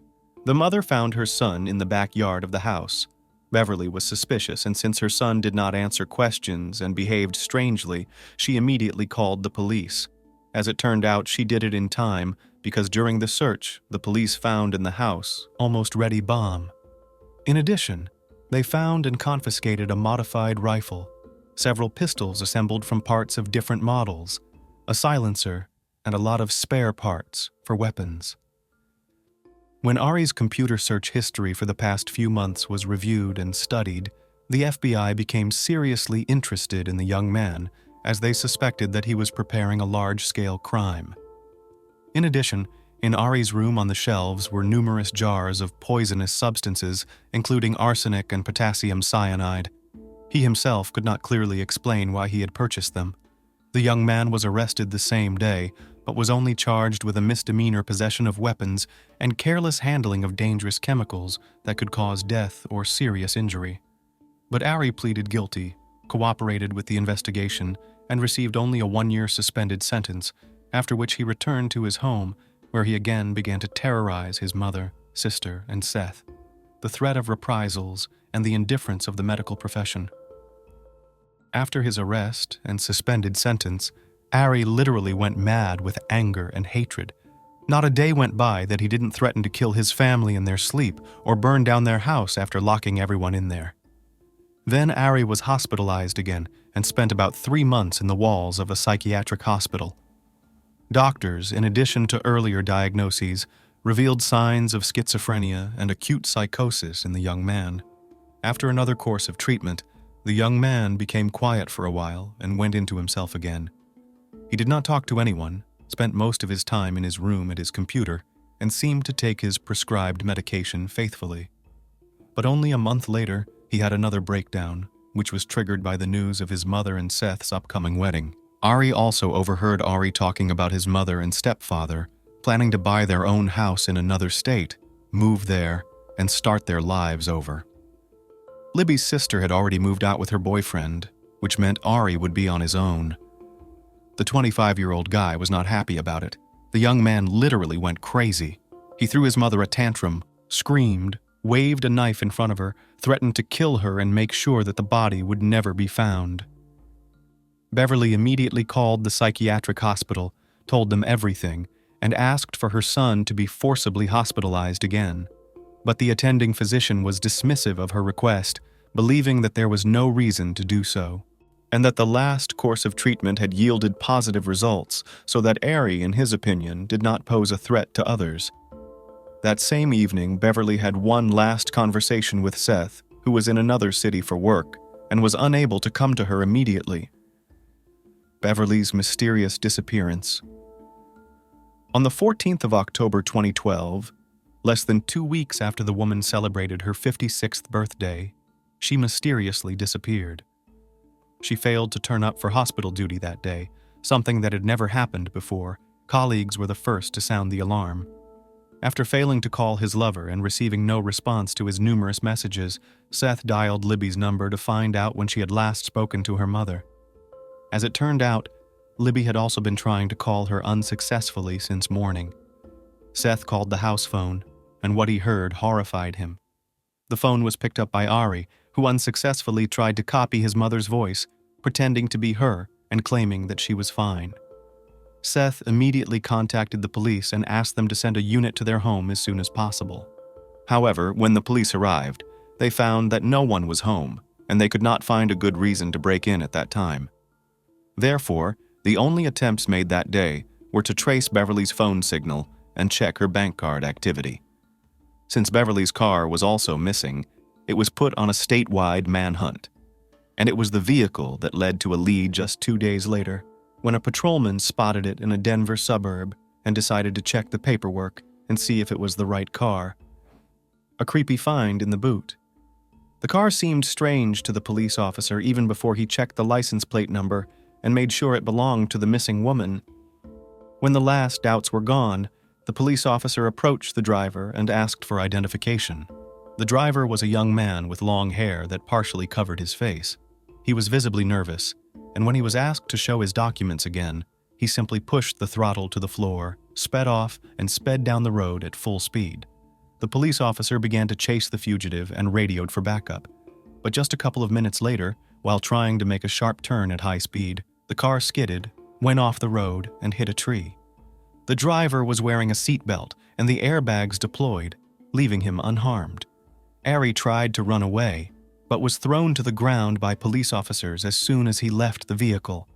On examining the vehicle, the police found several large, sealed plastic containers in the boot of the vehicle, which they opened to their shock and horror. Inside were fragments of a dismembered female body, covered with a strange-smelling, murky liquid. The interrogation and the killer's attempts to evade responsibility. Once Ari was brought to the station for questioning, he stated that he had schizophrenia, autism, psychosis, and bipolar affective disorder, as his psychiatrist could confirm. He also added that he was unable to distinguish between right and wrong because of his diagnoses, so he did not know what he was doing. He then asked whether he would be tried if his diagnoses were confirmed and what punishment he would face. Ari categorically refused to plead guilty. During interrogations, he would call himself a god or claim that he was possessed by demons and needed the help of an exorcist. At times, Ari's speech became incoherent, as if he began to talk to an invisible interlocutor, completely ignoring the police. The psychiatric examination confirmed that the accused indeed suffers from a number of mental disorders, but at the same time, it was proved that he is quite able to give an account of his actions. Also during the interrogations, the psychiatrist who observed the guy's behavior concluded that even when talking to himself, he always listened attentively to what was being said to him and what questions were being asked. This was evident from his reactions, clarifications, and sudden mood swings. The main reason why Ari was so vividly and demonstratively showing his insanity was an attempt to avoid severe punishment and minimize his responsibility before the law. He was clever and intelligent enough, so he tried to confuse the investigation and convince others of his insanity. The investigation and the unexpected results of the search. Despite the fact that from the very beginning, no one doubted that Ari had committed a terrible crime, his guilt had to be proved, and this required hard evidence. It was decided to start with a search in their family home, where, as expected, the murder took place. There, the police found washed-up traces of blood on the kitchen floor, in the corridor, and in the bathroom. In the dishwasher lay a bloody hacksaw, which the young man had apparently used to cut up his mother's body. The place for this gruesome act was the bathtub, which had numerous jagged chips on its edges. The expert examination showed that Beverly was poisoned with potassium cyanide, and after her death, her body was dismembered with a hacksaw and packed into containers. Vials with the said poisonous substance were found in the kitchen, in Ari's room, as well as in the basement of the house, where the guy had a kind of chemical laboratory. In addition, in his bedroom, under the bed was found the corpse of Beverly's favorite cat, which was also poisoned with poison. This suggested that the perpetrator first practiced on the animal before killing the mother. By the way, remember the strange liquid in which the fragments of the dismembered body were placed? As it turned out, it had a special chemical composition which is able to accelerate the process of decomposition of tissue. Ari found the recipe on the internet and decided to literally dissolve the corpse and hide the bones in the mountains so that they would never be found. A picture of the crime and the killer's justification. Based on all the evidence found, the following picture of the massacre emerged. On the eve of the tragedy, Ari had a big row with his mother and threatened to kill her again. He was so convincing that Beverly, seriously afraid for her life, called her son's psychiatrist with a request to immediately hospitalize him. However, the specialist ignored the request, believing that his patient was not dangerous to others. In the evening, the young man, having previously tested the effects of the poison on a cat, poisoned his mother, took her body to the bathroom, and began to cut it up with a hacksaw. How he got his mother to take potassium cyanide remains a mystery to this day. It probably took Ari all night to complete the gruesome job because in the morning, when Seth called the house phone, the perpetrator was still in the house. Ari then carelessly cleaned up the blood, stuffed the saw into the dishwasher, and packed the body into several containers filled with chemicals. He took the containers to the boot of his mother's car, which he used to leave the house. The further events are already known to you. When this version was presented to the defendant, supported by hard evidence, he suddenly began to justify himself and change his testimony. Ari stated that his mother took her own life by taking the poison voluntarily, and he only found her lifeless body. According to the guy, he was greatly afraid that he would be left without means of subsistence, as he himself did not work and lived at her expense. Then he decided to get rid of the body so that she would be considered missing. According to his plan, he himself was to remain living in the house and could continue to use the deceased's bank cards and accounts. The young man's story sounded wild and crazy. There was no doubt in anyone's mind that he was mentally ill, but it was also obvious that he had carefully planned the crime in advance. It was not a temporary insanity, a state of affect, or a fit of aggression. He had thought out every step and acted accordingly to the plan. One of the main evidences that the crime was pre-planned was Ari's possession of chemicals accelerating decomposition of the body, which he had purchased in advance. Moreover, according to his search history, he had studied them in detail months before the crime, the trial, and sentence. As I have already said, the psychiatric examination confirmed Ari's diagnoses, but the experts gave an unequivocal conclusion that he was aware of his actions and had carefully prepared in advance for the massacre of his mother. He himself continued to insist on his insanity, although he realized that it was useless to feign insanity. The trial took place in November of the same year, a month and a half after the crime that shook the entire state. Lawyers desperately tried to prove that the defendant cannot be criminally responsible because of his illness and needs treatment. Ari himself claimed that his mother hated him, so passed the hereditary disease to him, while his sister was completely normal. He also called himself a victim of crazy Beverly and blamed his parent for all his troubles. Seth appeared in court as a witness and said that his late lover, and he himself, frankly afraid of Ari because they did not know what to expect from him.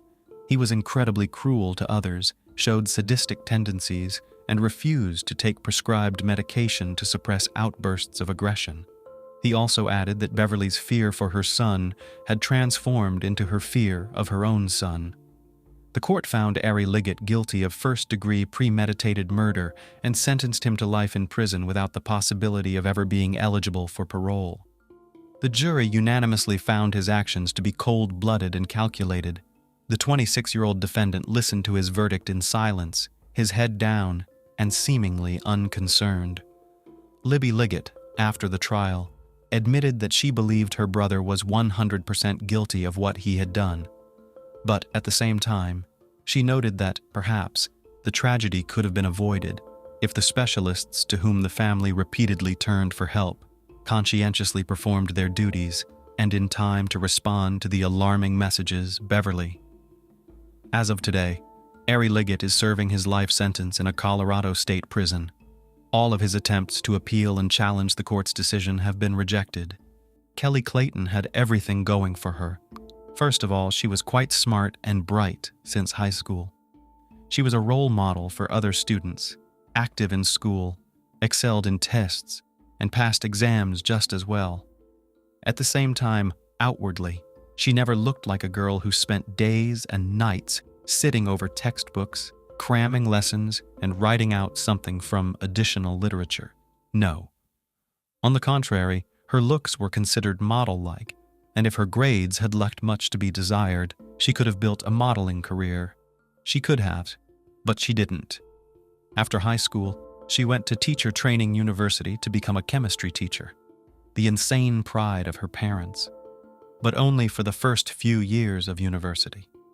It is not known what turning point happened to her then, but one day, Kelly took her documents from the institution and, calling her parents, said that she no longer wanted to study, that she was too young to spend the rest of her life checking notebooks and raising ungrateful children. If she wants to, she will definitely return to her educational endeavors. In the meantime, she wants to travel and live life to her heart's content. Not the best idea, according to her parents, who were so upset that they didn't communicate with their daughter for 6 months. But perhaps if it wasn't for this desperate act, Kelly would never have met Tom Clayton. They met at a party of mutual friends and a young man really liked the girl. Firstly, he, from the first minutes of acquaintance, began to court Kelly and show signs of attention. And secondly, Tom had a beautiful appearance and athletic physique. And all because the guy was a hockey star. For 4 consecutive seasons, he played for the semi-professional team Jackals. And in it, he was considered a strongman, a player who was able to break the opponent's ribs, only if he did not approach the gate. But only a sports career, and especially built on strength and aggression, will someday fail, and Tom had to put the stick in the far corner and enjoy hockey only from the stands or from the couch, watching his favorite team on the TV screen. The couple had to move on with their lives, and first they returned to New York, where they got married, then moved to North Carolina, and then moved to the tiny town of Cato, numbering only a few thousand people. There, Tom franchised a company to rebuild houses after fires or disasters, and worked in a related profession for a friend's company. As for Kelly, after dropping out of university, she worked as a waitress, only changing places, and now she had 2 children. However, Tom was earning well enough, and Kelly could quit her job at any time and take care of her beautiful daughters. But she still believed that extra money would never be superfluous. Besides, she could use it to buy toys for her children and spoil them in every possible way. On September 28, 2015, Tom, as usual, went to play poker with his friends the Millers. He never took his wife to such events. Playing for money implied certain skills and experience in the game. Besides, someone had to stay at home with the children, and a family trip would have turned such gatherings into a noisy buffoonery and would not have brought any pleasure from gambling. That evening, Tom was not lucky in the game, but he did not get up from the table, but on the contrary tried to win back and offered anyone who wanted to stay to play until morning, but no one supported him, and he went home. At home, however, a terrible picture opened before him. His beloved wife was lying in her own pool of blood, badly beaten and, at first glance, was not breathing. Tom panicked and ran through the rooms looking for his children, and luckily they were fine but very frightened. He grabbed his daughters and headed through his neighbor Derek's house, trying to make sure the children didn't see their mother's mutilated body, and already from the neighbor's house, he dialed the police number. The officer who arrived on the scene found Tom sitting on his knees in front of his wife's body, trying to give her artificial respiration. Only the EMTs were able to pull the man away, who voiced the terrible and unpleasant information. Kelly had been dead for a long time, and neither they nor he could do anything to help her. All 2 floors of the house were drenched in blood. A major mess was in the bedroom. Apparently, there had been a struggle between Kelly and the perpetrator who had committed his atrocity, despite the fact that there were children in the house at the time. Kelly was pushed down the stairs, evidenced by the knocked-down banister, and beaten on the head with a blunt object until they were sure she was dead. There were no hints of knife or gunshot wounds. The policeman who filmed the crime scene noted to himself that Tom was shocked by what had happened and seemed lost in space. He walked from one corner of the room to another, entered the room for a split second, and immediately left it. And he could not tell the policeman where the children's room was or where the emergency exit from the house was. But when asked where Tom himself was at the time of the murder, he answered calmly that he had been at a friend's house all evening, where they were playing poker. Then the policeman, who did not get any clear information from Tom, went to the neighbors to ask some questions of the children. Tom's eldest daughter, Charlie, referred to the perpetrator as a robber. According to the words of the eldest daughter, she and her sister were almost asleep, but they heard their mother start screaming loudly from the next room, "Charlie, run! Run away from here!" And then the whole place shook like an earthquake. The girls, after listening to their mother, cautiously went out of their room, but saw the criminal leaning over their mother and beating her with what appeared to them to be a hammer. The girls ran back into the nursery, closed the door with a small nightstand, and hid under the bed. It was a good thing. The criminal wasn't looking for them, because that nightstand, as the policeman pointed out, was so small that it would hardly have apprehended a burglar. Say, what did this burglar look like? Well, he was a big one, like a bear. That big? Wow, what was he wearing? Blue jeans and a black shirt. He was also wearing a mask, like the one Daddy wears when he goes hunting with Mr. Bourne to shoot ducks. So your daddy has a mask like that too. Will you show me? I'd have to ask him where it is. I don't know. What else did you notice when you saw the robber? He had eyes like Dad's, and I don't remember anything else. I saw him literally just a little bit, got scared, and we quickly ran back inside. Police officers checking the house were unable to confirm the girl's account that the perpetrator was a burglar. There were no signs of forced entry at either the front or back door, although on the other hand, the gate to the garage was open and the perpetrator could have entered the house through the garage. Another thing that the police noted is that nothing was stolen from the house. Jewelry was left untouched, lying in a jewelry box, and the safe where Tom kept the cash was not even touched. The doors of the cabinets in the house were also all closed. Usually burglars check every little cabinet, every shelf, but here the whole mess was the aftermath of a fight. Experienced officers, it would seem, understood everything at once. Tom pretends to be a heartbroken husband, and it was he who killed his beloved wife and the mother of his children in order to further receive insurance payments. If Kelly's life was insured, and husbands' murderers developing a crime plan always insure the life of their wives, then in case of her death, he could get up to $1 million. All that's needed is to gather evidence and the case will be solved. Especially since even her own daughter said that the mask on the robber was like her father's and eyes like her father. However, the police did not find the hunting mask in the house. After finding out where Tom had spent his time that night, the police questioned the other poker players. "Is Tom the killer? Do you really suspect him?" wondered one of his friends. That poor guy had his wife murdered, for crying out loud. And instead of looking for the bastard, you want to pin everything on him? How could you think of such a thing? No, Tom certainly couldn't have done it. I've known him a long time, replied another, less emotional friend. He worked 2 jobs around the clock because he loved both Kelly and his kids. There's just no way that could happen. Plus, he was with us all night.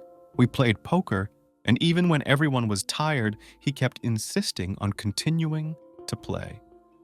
Tom really was suspicious that evening, said his acquaintance Laura.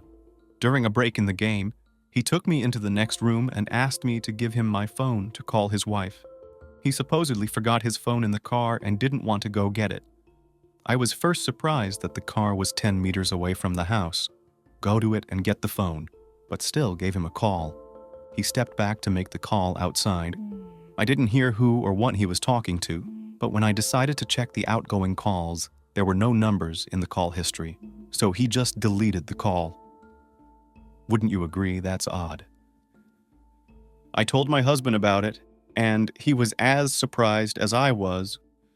My husband was sitting at the playing table next to Tom and noticed that Tom was not watching the process of dealing cards or watching the people around him, which is very important in poker, but was sitting with his head bowed over the surface of the table where the cards were hiding the screen of his phone. He had his phone on him. Why had he tricked me then? Where was he calling? Who couldn't he call from his phone? After Laura's testimony, the police once again questioned Charlie, Tom's daughter, and the girl repeated what she had told the policeman the first time. The robber looked a lot like her father. The next testimony was given by the niece of the murdered, already after Tom was behind bars. I didn't tell Aunt Kelly. I just didn't want to upset her. She was very fond of Tom. She literally loved him. And besides, she has 2 children by him. They are my sisters. Who needs my truth? Tom was not the man he appeared to be at first glance. Yes, he occasionally spoiled my aunt with attention and flowers. He could easily babysit, which other fathers rarely do. But that was all at home. And at work, he was a completely different person. Aunt Kelly decided to help me one day and arranged for Tom to take me to work for him. She was too young to be on her own, so she understood me as well as anyone and wanted the best for me. I worked for Tom all last summer, doing correspondence registration and document management. I didn't know him well before that, so at first we had a strictly working relationship. Then he got drunk somewhere and came to the office in that state. There was no one there but me and him, and for some reason he started to tell me that his family was fictitious. He loves his daughters very much, but he doesn't care about his wife, and he hasn't had any feelings for her for a long time. He's even had a few affairs on the side during their marriage and even considered leaving Aunt Kelly, but he didn't, simply because he was afraid that a divorce might leave him without a house and without money. Looking ahead, it is important to note that some of the interviewed female participants of that evening's poker game confirmed the words of Kelly's niece, that Tom was not such a faithful husband and had a sexual relationship with two women who were also playing poker that night. In addition to the information about Tom's promiscuous life, Kelly's 16-year-old niece also told about another employee of Tom's firm, Michael Beard. Michael was doing repair work on houses after the fire, and he was doing a good job. But there was one moment in those houses where Bird worked, constantly missing things, and if the first few times Tom did not believe his customers, referring to the fact that during the fire, the owners could lose something. Then, when the accusations of theft began to be repeated for the third and fourth time, there was no doubt. Michael Bird not only restores the floor and walls, but also steals. Plus, in addition to stealing, there were complaints that Michael was allowing himself to come to work drunk. I was in the office when Michael's stealing came to light. Tom could yell at his employee and kick him out on the street. He was upset with his subordinate's behavior like that. He kept asking him, "How could you?" Or, "Haven't you thought about your family? Where are you going to work now?" After the incident, Tom fired Bird, but still called companies he knew and offered them to hire his former employee. Tom recommended Michael, and when all his options were exhausted, Tom took Bird in to help with the household, cutting the grass, watering the plants, doing minor repairs around the house. The detective called Michael Beard in for questioning. He said he only stole because he and his family needed the money. Tom was very good to me, defended me to the end, but I know it was my own fault. He has a very good wife. She fed me when I worked for them, even though she really shouldn't have. She also gave my children clothes that her daughters had grown out of. I am very grateful for all they have done for me. I feel so bad for Kelly. When I heard about her death, I couldn't believe my ears. I felt so bad. I even went to church and prayed for her to go to the best of all worlds. The police did not find anything strange in Michael's story and let him go, but the interrogation of his wife, Mrs. Bird, made the police doubt his words. According to his wife, Holly, Tom offered Michael some work, which he did not say, and for this work, he promised to pay him $10,000. Now that was interesting. Michael was called back to the station and had a lie detector hooked up to him. All questions were failed. Bird was lying and therefore failed the test. Realizing he couldn't get away with it, he began to testify. Indeed, Tom promised Bird $10,000 if Michael, on the day when Tom will play poker, sneak into his house, kill his wife, and set a fire in his house. The plan was to strangle Kelly and then make it look like she just burned to death in an accidental fire. Plus, the family home was insured for a very large sum of money. As the police checked, it was true. Kelly's home and life were insured at the highest rate. 2 cans of gasoline were waiting for Michael in the garage through which the house was to be entered. Everything was fine here. Bird entered the house when everyone was already asleep. He quietly began to climb the stairs and reach the bedroom where Kelly was supposed to be sleeping. But the young woman was either awake or awakened by the sound of the open door, and when she saw a strange man in the doorway, she began to scream in fright. Michael was just as frightened and pounced on Kelly, trying to close his huge hands around her neck. But it wasn't that easy. Kelly began to fight back. I had no idea that a seemingly fragile Kelly had so much strength in her. says Michael. A heck of a fight ensued, which spilled over from the second-floor bedroom to the first-floor kitchen. Michael, because of the shock and panic, could not concentrate on the fight, but only waved his arms in all directions or just grabbed Kelly's clothes while Kelly, defending her life, aimed very accurately at Michael's face. And if the police had come to Bird earlier, they would have seen the marks from the beatings on him. But everything turned out as it did. After a long struggle, Michael hit Kelly's head against the wall with all his might. She fell, and for a while couldn't find the strength to get up. Michael took out a hammer and began hitting the young woman's head with it until she stopped showing signs of life. Michael, maddened by what had happened, just ran out of the house, even forgetting that Tom asked him not only to kill Kelly, but also to set the house on fire to cover up the crime. Michael had an accomplice, Mark Blanford, who, in fact, served only as a driver. The day before it happened, I got a call from Michael. I had worked with him on a construction site for a long time, and I had stayed with him for a couple weeks last year, so I knew him well. I knew Michael was into petty theft, so when he called me and asked me to drive while he broke into someone's house, I wasn't surprised.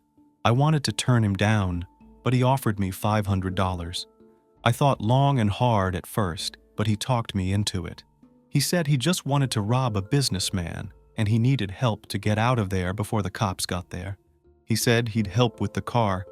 I gave in to his entreaties, but on the condition that I park somewhere far away from the house, he agreed.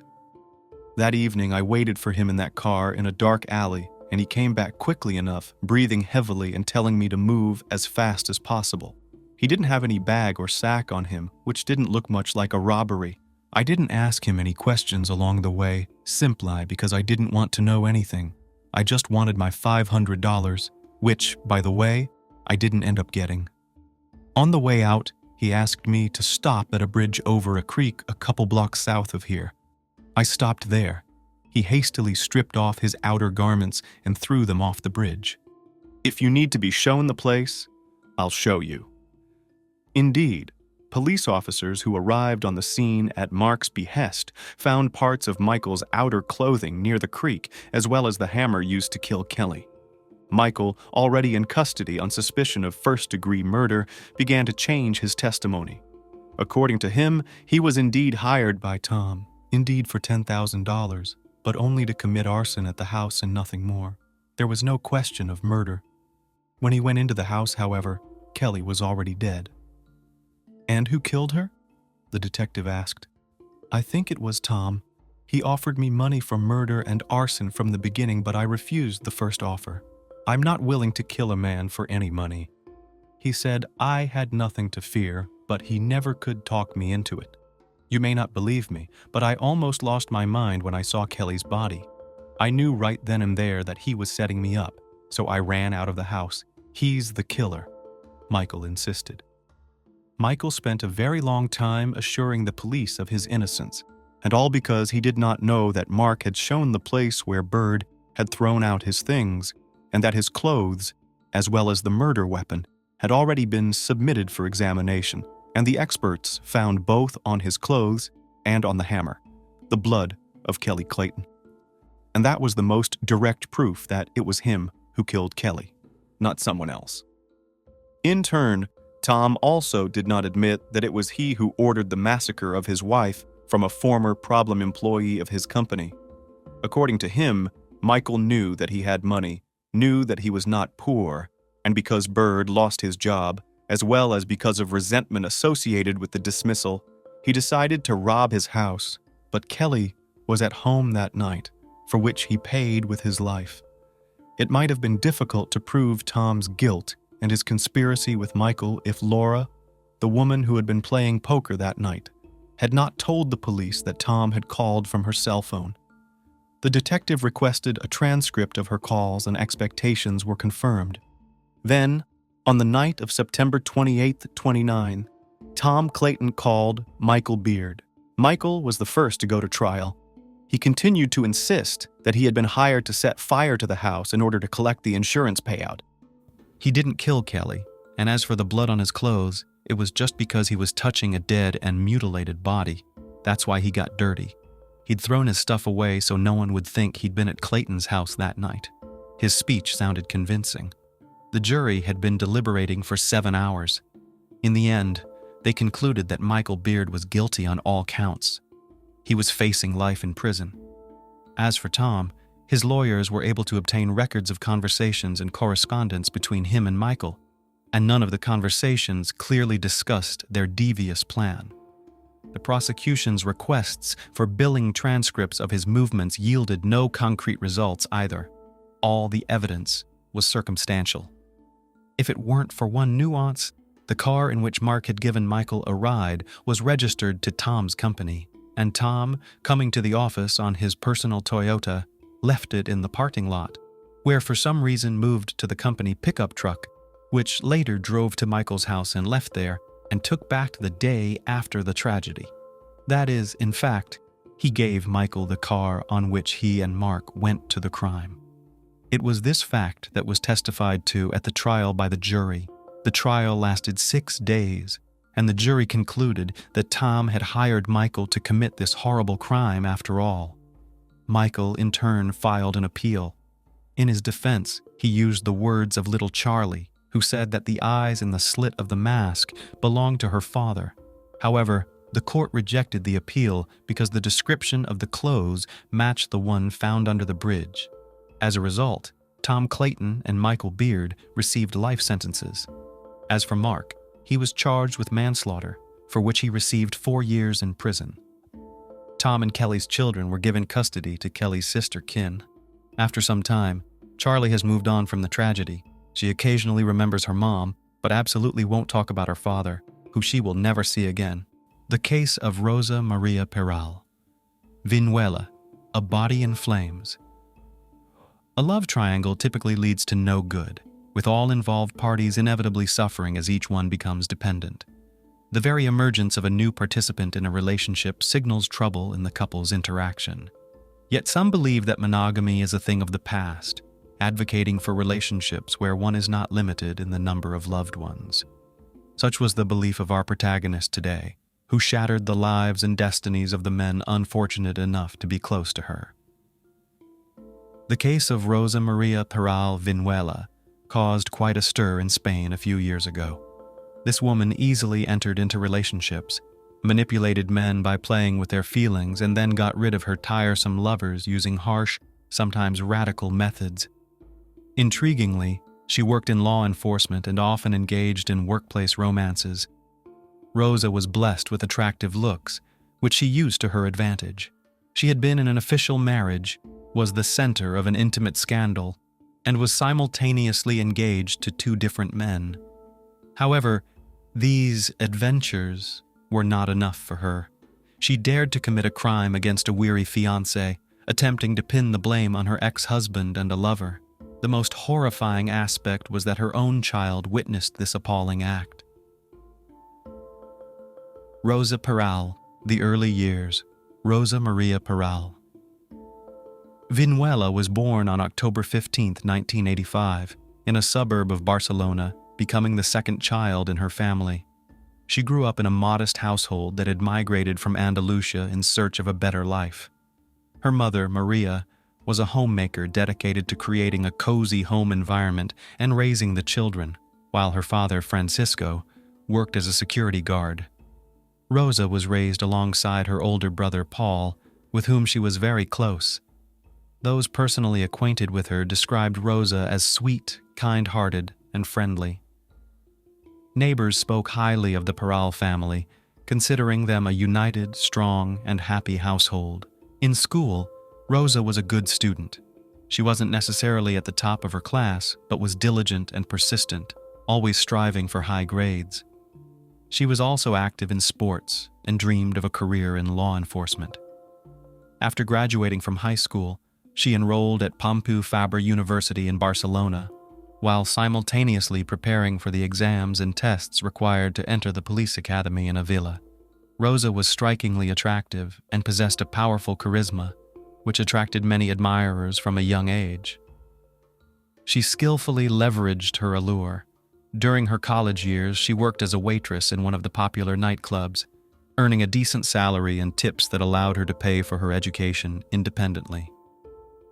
At that time, Rosa was dating a young man named Ruben Carbo, who served in the Barcelona City Guard. He helped his girlfriend prepare for the competitive examinations at the academy. A talent detection test, a multiple-choice exam, and an oral interview. Although Rosa didn't pass the physical test on her first try, her perseverance paid off, and she was eventually admitted to the academy, where she underwent professional training. Peral specialized in general law enforcement activities. She quickly advanced in her career, was highly valued at her service, and her salary allowed her to live comfortably without wanting for anything. A valued employee, a stellar wife and mother. Soon after graduating from the police academy, the young woman married her beloved Ruben.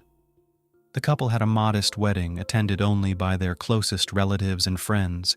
The newlyweds moved to Barcelona, where they soon welcomed 2 daughters, one after the other. At work, Rosa was regarded as a responsible, disciplined, and promising employee. Her attractive and approachable appearance often led to her participation in social media videos broadcasted on local television. In these videos, she encouraged residents and visitors of the city to behave lawfully and with integrity. She even gained some popularity, with people sometimes recognizing her on the street. Rosa was successful in her career, respected and valued as an employee, and at the same time, she was a loving wife and a caring mother to her 2 children. She had an impeccable reputation, inspiring genuine admiration and even envy among those around her. However, no one could have imagined the double life she was leading until one incident. An intimate scandal and the collapse of a reputation. In early 2011, Rosa's colleagues began receiving emails containing photographs and videos of a personal nature. The images showed the married Peral engaging in intimate moments with her former partner, Junior Inspector Oscar Lefs, at their place of work. Outraged by her lover's actions, Rosa immediately filed a complaint with the police, demanding compensation for emotional distress and strict legal action against the perpetrator. However, it proved impossible to establish that Oscar was indeed the one who sent out the photos and videos, though Rosa had no doubts about it, and he avoided any repercussions. Nonetheless, both employees were demoted and transferred to different departments for their inappropriate behavior. Moreover, the distribution of compromising materials did not cease, with not only colleagues but also friends and relatives of Rosa receiving them. A serious scandal erupted, and Rosa's previously impeccable reputation was shattered. The situation had a negative impact on her work, family life, and relationships with colleagues and friends. The young woman was acutely aware that she was being judged by everyone around her, and her actions became one of the most discussed topics. Furthermore, some expressed their disapproval of her immoral actions directly to her face. Rosa's character began to deteriorate rapidly. From a friendly, sociable person, she turned into someone perceived as harsh and even spiteful. However, many rightly considered this transformation a defensive reaction to the bullying and condemnation she faced. Surprisingly, despite such a scandalous and resonant ordeal, Rosa managed to maintain her marriage with Ruben. Yet, the trust between them was irreparably damaged. They stayed together for almost another year and a half until a new romantic interest entered Rosa's life. Another workplace romance and professional misconduct around mid-2012, it became known about Rosa's new romance with another colleague, Albert Lopez Ferrero. The couple spent a significant amount of time trying to keep their relationship under wraps, but between 2011 and 2012, they became involved in several incidents related to the abuse of their official powers. During the investigations into these incidents, the partners and lovers protected each other, which allowed them both to evade any disciplinary actions. It's worth noting that Albert was reserved, shared little about himself, and didn't make close friends among his colleagues. He was seriously into boxing and had a quick temper, which sometimes made him very aggressive, often to the detriment of those who happened to be near him at the wrong time. For instance, in 2011, while he and Rosa were patrolling the streets of Barcelona, Ferrero got into an argument with an immigrant from Senegal who was selling goods on the street without the necessary permit. Instead of taking the vendor to the station, after a brief verbal altercation, Ferrero physically assaulted him, causing severe injuries. However, during the subsequent investigation, Haral defended her lover, claiming that the victim had attacked him first and that he was merely defending himself. Another similar incident occurred, and in 2012, a suspect that Rosa and Albert were supposed to bring to the station mysteriously lost his life during the arrest. The investigation led nowhere, and the partners insisted that the fault lay solely with the deceased himself. Eventually, their version of events was accepted, and the case was dismissed due to a lack of evidence of any wrongdoing. As for the relationship between the two, it could be described as sporadic. The lovers grew closer through their work together, but their passion ebbed and flowed. Albert showed little interest in Rosa beyond physical intimacy. Their affair didn't progress but continued for several years without ending. It seems that both were content with this arrangement. Divorce and a new love triangle. When Rosa and Albert's relationship was no longer a secret, Ruben finally decided to divorce his unfaithful wife, realizing she would never change and would continue to seek other romantic encounters whenever the opportunity arose. The couple managed to avoid public scandals and bitter confrontations, but their parting could hardly be called amicable. Ruben soon entered into a serious relationship with a woman named Antonia, who quickly found common ground not only with his daughters, but also with his ex-wife. Rosa often called Ruben's new partner, sharing her personal disappointments and professional troubles. Antonia listened calmly, offered comfort and even advice. For Antonia, this communication was a sort of assurance that Ruben had no lingering ties to his ex-wife and that their relationship was truly over.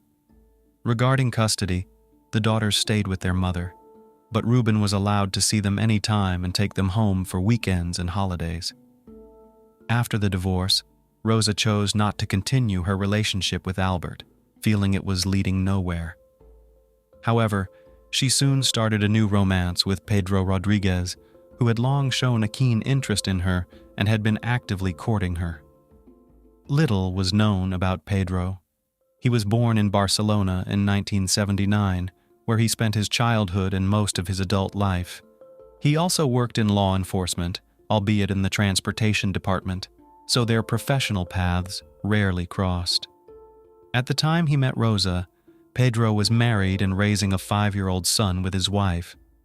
Yet, Rosa's allure was irresistible to him. Consumed with thoughts of her day and night, he didn't hesitate to leave his family as soon as she reciprocated his feelings. Adding complexity to the situation was the fact that Pedro was a longtime friend of Albert's. When news of his romance with Rosa became public, the ex-lover was baffled. Driven by a painful jealousy, he began to harass Rosa, demanding explanations for her actions. To defuse the situation, Haral told Ferrero that the connection between her and Rodriguez could never match the chemistry they had shared over the years. This way, she implied to her former lover that she still harbored certain feelings and physical attraction towards him. The resumption of their intimate relationship seemed inevitable, as a definitive end to their saga had yet to be declared. A double engagement, Rosa and Pedro seemed to be living more than a blissful life together. Along with Rosa's children, they settled into a spacious home in a nice neighborhood of Barcelona, traveled often, appeared everywhere as a close-knit family, and seemed genuinely happy. Feeling ready for the next step in their relationship, Pedro proposed to Rosa with a beautiful ring, and she joyfully accepted. The couple started planning their wedding. Around the same time, Rosa began secretly meeting with Albert. Typically, they spent time together in hotel rooms on the outskirts of the city to avoid being seen. Rosa even complained to her lover that Pedro didn't quite measure up to him in intimacy. She also mentioned Pedro's difficult personality and expressed doubts about her future happiness with him. In January 2017, Albert, previously indifferent to serious commitments, unexpectedly proposed to Rosa, presenting her with an expensive ring.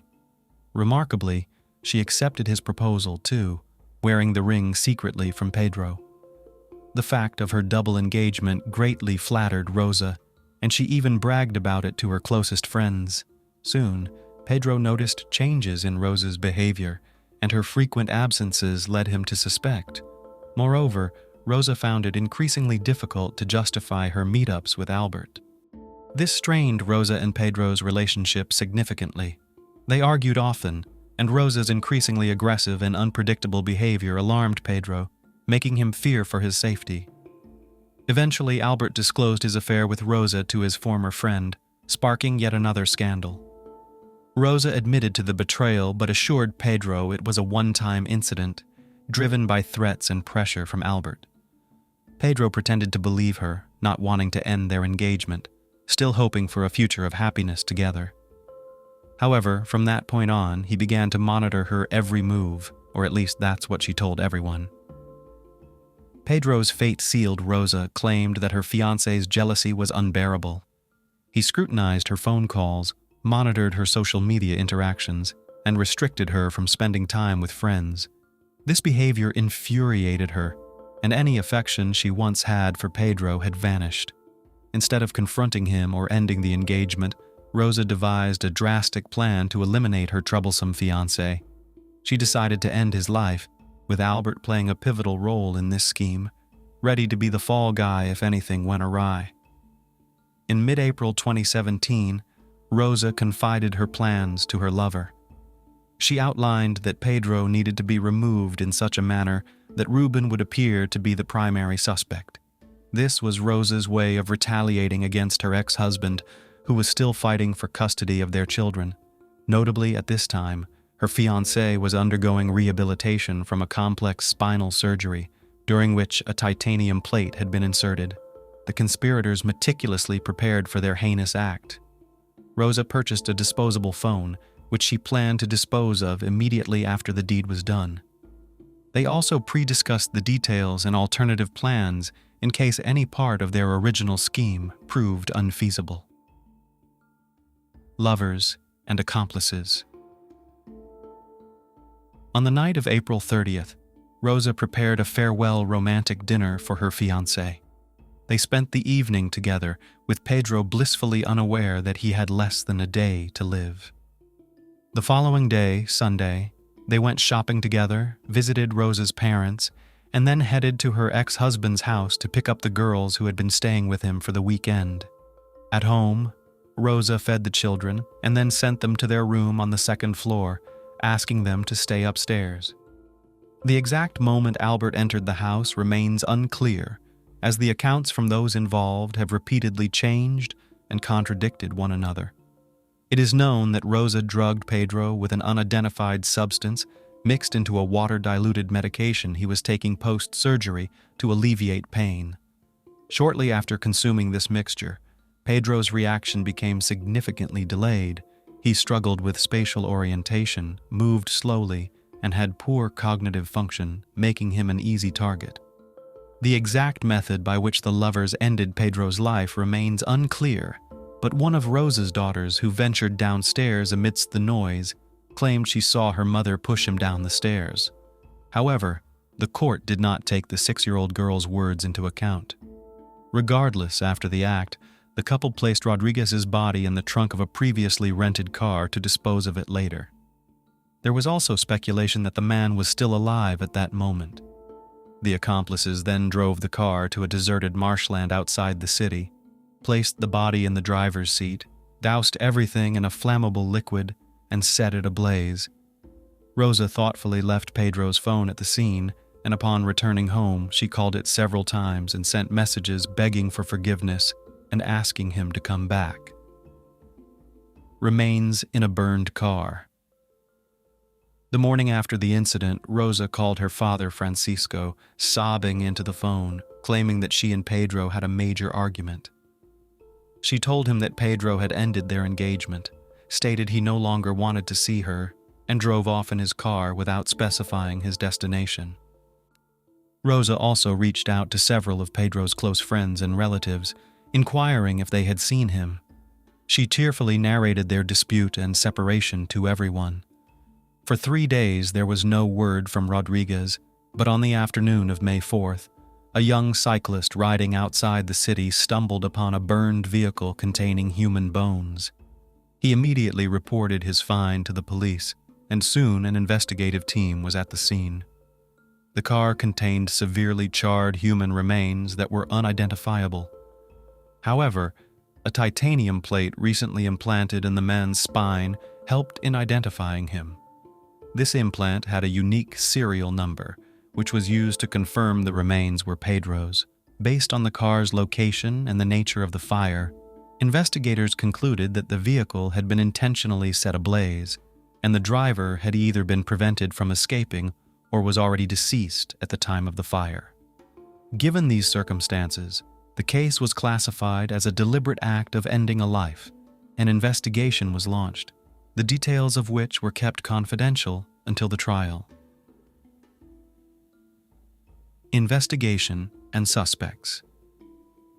Once the remains were identified, police officers were dispatched to Rosa's residence to deliver the tragic news of her fiancé's fate.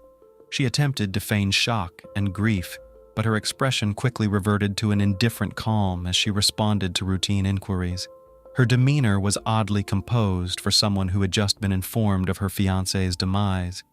Rosa refused to go to the police station, claiming she had no one to watch her children, and also denied the officers' entry to her home to avoid alarming her daughters. However, she immediately suggested to the officers that her ex-husband, Ruben, could be involved in her fiancé's demise, driven by jealousy. This accusation promptly placed Ruben among the primary suspects, but he soon provided a solid alibi, having spent several days in another city with Antonia, visiting her parents after picking up the girls with Rosa. Rosa herself became a suspect next. Her remarkable calm and detachment raised eyebrows. Yet, aiming to stay ahead, she voluntarily went to the station and suggested her former lover, Albert, as the perpetrator. According to Rosa, he had been harassing her, demanding she break off the engagement with Pedro to marry him instead, and had become enraged and threatening after her refusal. When police arrested Albert as a suspect, he immediately began testifying against Rosa, implicating her as the mastermind and executor of the crime. He disclosed that it was Rosa who had orchestrated the entire plot, including drugging Pedro to incapacitate him, making him an easy target. Rosa was arrested the same day based on this revelation. Trial and sentences. During interrogations, the lovers provided wildly different accounts of the events on that fateful evening. They desperately tried to shift blame onto each other. Their stories were inconsistent, and they struggled to accurately reconstruct the sequence of events. The investigation lasted nearly a year, with law enforcement painstakingly attempting to piece together the crime scene. It became clear that the pair had premeditated the act, indicating it was intentional and planned rather than spontaneous. Despite this, the woman maintained her innocence. She claimed that Albert showed up at her and Pedro's doorstep that evening, armed and irrational. Upon seeing her enraged ex-lover, she fled upstairs, fearing for her daughter's safety and attempting to protect them. At this moment, she alleged, Ferrero carried out the act on her fiancé. Mobile phone data played a crucial role in the investigation. Despite Rosa's belief that they had covered their tracks, investigators discovered she had communicated with her lover using disposable phones on the day of the incident. Additionally, Albert's personal phone was tracked near the location of the burned vehicle on the night of May 1st. The trial of the accused pair didn't begin until February 2020. Despite the woman's attempts to portray herself as a victim, Ferrero's attorney argued that his client only assisted her in disposing of the body, suggesting she was the mastermind behind the entire operation. He described Rosa as a cunning manipulator, capable of using others for her own ends. Antonia, now raising her and Ruben's daughters with him, also testified, reiterating that the older daughter witnessed her mother pushing a bloodied Pedro down the stairs. However, the child's statement was not taken into consideration. Yet, Rosa accused her of lying, claiming Antonia simply wanted to see her imprisoned for as long as possible out of jealousy. In March 2020, both suspects were found guilty of premeditated ending of life and concealing evidence of the crime. Rosa was sentenced to 25 years in prison, while Albert received a 20-year sentence. Additionally, they were ordered to pay nearly 100,000 euros in moral damages to Rodriguez's family. However, as it turned out, all of Rosa's assets were registered in her parents' names, rendering her financially insolvent. Following the verdict, both convicts made numerous appeals, each maintaining their innocence. However, the Supreme Court of Catalonia rejected these appeals, leaving the sentences unchanged. The aftermath for those involved. Rosa's parents, despite the guilty verdict, never believed their daughter was capable of committing such a heinous act. Now, the children's biological father, Ruben Carbo, officially serves as their guardian. He raises the daughters from his previous marriage alongside his wife Antonia, with whom he also has a son. Notably, Ruben has always allowed the girls to maintain contact with their maternal grandparents. Interestingly, following Rosa's arrest in 2017, she was only able to see her daughters nearly 2 years later, in the spring of 2019, under the supervision of Ruben and his current wife. However, he has since refrained from bringing the girls to prison visits, believing the environment adversely affects their mental health. In 2022, it was revealed that Rosa, while incarcerated, attempted to hire someone to end the lives of her ex-husband Ruben and Antonia. Her plan was uncovered, preventing the crime. Rosa claimed that desperation to see her children drove her to this drastic measure. She believed that if Ruben were no longer alive, custody would revert to her parents, who she expected would not obstruct the girls' visits. As for Albert, while serving his sentence, he decided to pursue a law degree, enrolling in a Spanish university. He also dedicated himself to learning foreign languages. The case of Rosa Maria Peral Vinuela inspired a mini-series titled Body in Flames, which premiered on Spanish television in the fall of 2023.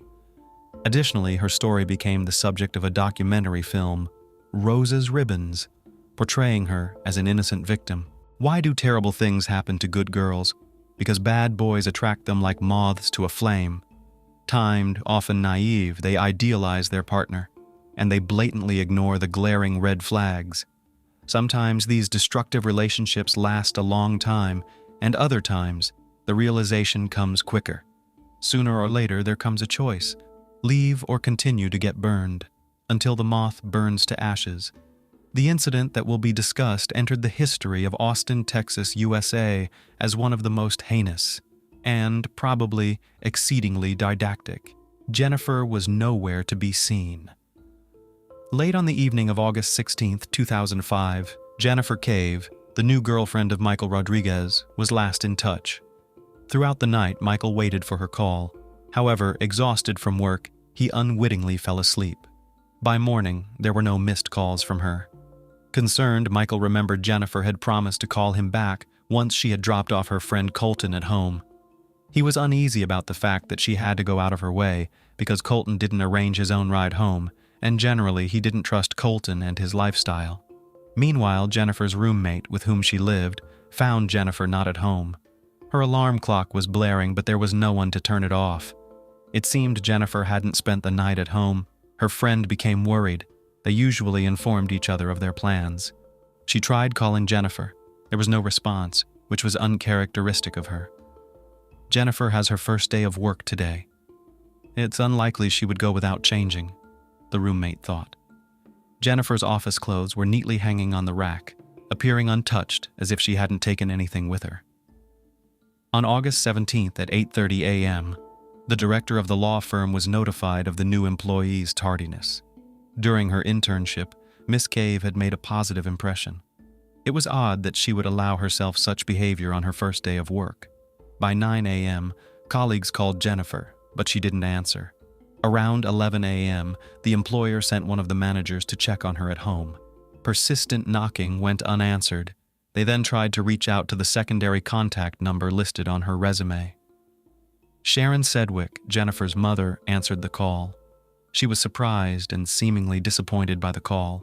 She said she would try to locate her daughter. Sharon also couldn't reach Jennifer. Growing worried, suspicion crept into her mind. Apparently she's dropped everything again for that irresponsible young man, she concluded. No one in Jennifer's circle liked her ex-boyfriend, Colton Petagnac. Despite his intellect and financial status, he always seemed to drag her down. Mrs. Sedgwick called Colton. He said he hadn't seen her daughter for some time. It seemed he wasn't concerned that Jennifer was missing. For some reason, her mother didn't believe him. More than 12 hours passed with no news. After all hospitals in Austin were checked to no avail, Sharon called the police. She reported her daughter missing and expressed concern that she might be in danger at Petoniak's house. Following the call to law enforcement, Sharon, along with her husband Jim Sedgwick, went to Colton's place to speak with him personally. However, he didn't open the door for them or the responding officers, claiming he had no desire to talk and they had no search warrant. He knew his rights well, so the police had to leave. However, the situation was suspicious. Jennifer's car was found near Petoniak's house. Although the car was empty, its presence in the parking lot was thought-provoking. It appeared Jennifer was indeed inside the house. Sharon and Jim were certain something had happened to her. The police decided not to waste time and inspected Jennifer's house. However, they found nothing of interest. The only leads were information from Michael and Sharon, as well as Jennifer's car near Colton's house. Michael recounted how Jennifer went out to meet with friends on the evening of August 16th to celebrate getting a job. She had called him several times. Among the friends was her ex-boyfriend Colton, who was with her at the time of the call. During the conversation, Jennifer didn't seem scared or worried, but mentioned that Colton was acting strangely, so she needed to take him home. After that, contact with her was lost.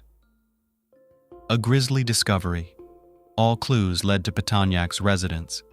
While the police were hesitating, Sharon and Jim decided to take matters into their own hands. They drove to Colton's place again. Upon arriving at the apartment complex, they knocked on the door, but no one answered. Sensing something was terribly wrong, the girls' parents decided to call a locksmith to open the lock. However, Jim found a better way. One of the apartment windows was open, and he decided to enter through it. Inside, everything was scattered around. It was clear that no one had maintained order in the house, and the apartment itself resembled more of a den. The man was hit by a putrid smell that immediately triggered his gag reflex. Covering his mouth with his hand, Jim moved toward where the smell was even stronger. The house was empty. Looking into the bathroom, Jennifer's stepfather noticed clutter. Upon closer inspection, he saw a dismembered female body. The head and limbs had been severed. Nearby lay trash bags and a sports bag. Horrified, Jim began to examine their contents. Inside were the remaining parts of the body. The legs of the deceased were covered with freckles, just like his stepdaughter's. However, the corpse was so mutilated that it was impossible to definitively identify who it was. The man hoped, until the last moment, that it was not his stepdaughter. After regaining consciousness, he called the emergency services. Jennifer's life. Jennifer Cave was born in March 1984 near Bishop, Texas. Her family lived in a modest farmhouse. Sharon, her mother, was in her second marriage, which brought 3 more children into the family: Jennifer herself, Lauren, and Clayton. Vanessa, from Sharon's first marriage, was the oldest sibling. Charlie, Jennifer's father, worked as a welder. He was a decent husband and father until alcohol turned him into someone mean and unbearable, hurling insults and causing trouble. When sober, he was calm and respectable. Despite the unstable home environment, the family remained close-knit. Sharon worked as an accountant at a chemical plant, while also taking care of the home and children.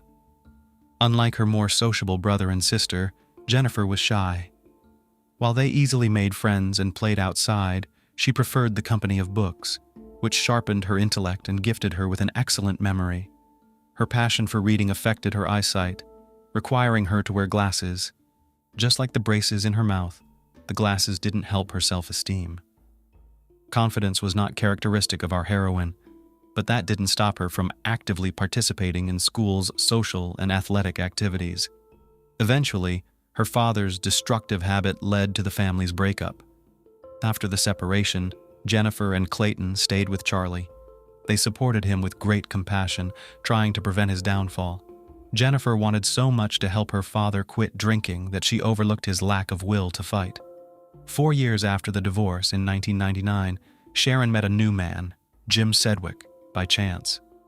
As Jennifer entered her teenage years, she transformed. She got rid of her braces, and contact lenses replaced her glasses, turning her into a true beauty. However, her character began to change along with her appearance. She started hanging out with kids from troubled families. Yet, thanks to her high intellect, she graduated among the top of her class. Later, Jennifer enrolled in Texas State University, majoring in finance, but quickly became disillusioned with her studies and withdrew after the first semester. She spent some time attending a community college in Austin and worked part-time at a city restaurant to support herself. During this period, she dated a guy named Mark, a decent young man from a respectable family. Their relationship could have led to marriage, but Jennifer got pulled into the nightlife. She began frequenting parties and drinking. Perhaps influenced by her father's genes and negative example, her fondness for alcohol grew. Along with drinking, marijuana entered her life. Sharon tried to influence her daughter, but to no avail. It was during one of these nights out that Jennifer met Colton Petoniak, the tragic end of Jennifer Cave. Jennifer Cave's life was tragically cut short by a gunshot wound to her right arm. The bullet passed completely through her arm and into her chest, striking her heart. The injury to a vital artery led to rapid blood loss, resulting in her untimely demise. What happened to her body afterward is horrifying. Forensic experts discovered multiple stab wounds across her body, with her chest and neck suffering the most damage. In total, the assailant inflicted 18 post-mortem stab wounds. The perpetrator then decapitated her and fired a shot through her throat into her head, intending to dispose of her body discreetly. By severing her upper limbs, he placed them in a prepared bag and trash bags. Her torso was left in the bathtub, covered with a saw. Something thwarted the assailant's initial plan, forcing a change in his actions. Evidence uncovered. At the time, Jennifer Cave's body was discovered, and the police arrived. They had not yet obtained a warrant to search Colton Petoniak's apartment. Initially, the officers could do nothing but observe the victim's body and secure the area. Once they finally obtained the necessary permission, a thorough search of the apartment was conducted. They found 3.38 caliber shell casings. The firearm used was located in Petoniak's car, which was parked in the garage. A large blood-stained machete was retrieved from the dishwasher. Toxicology reports indicated the presence of alcohol, marijuana, and methamphetamine in the victim's bloodstream. In one of the rooms, there was a road atlas with pages torn out, highlighting routes in southwest Texas. This clue shed light on the apartment owner's absence. Colton Petoniak had fled. Law enforcement immediately issued a warrant for his apprehension. Who is Colton Petoniak? Colton originated from Bryant, Arkansas. He grew up as a sharp-witted boy with impressive looks, enjoying popularity among girls during his teenage years. His father ran a successful agricultural business that flourished year after year, allowing the family to live comfortably. However, this abundance spoiled Colton. On one hand, he was ambitious and goal-oriented. On the other, he could become aggressive and hot-tempered. Colton was passionate about skateboarding and played the guitar. He attended a Catholic boys' middle school in Little Rock, where he excelled academically and frequently made the honor roll. He was also a National Merit Scholarship finalist. In 2000, Petoniak was one of 7 senior finalists at his school and among 166 in the state.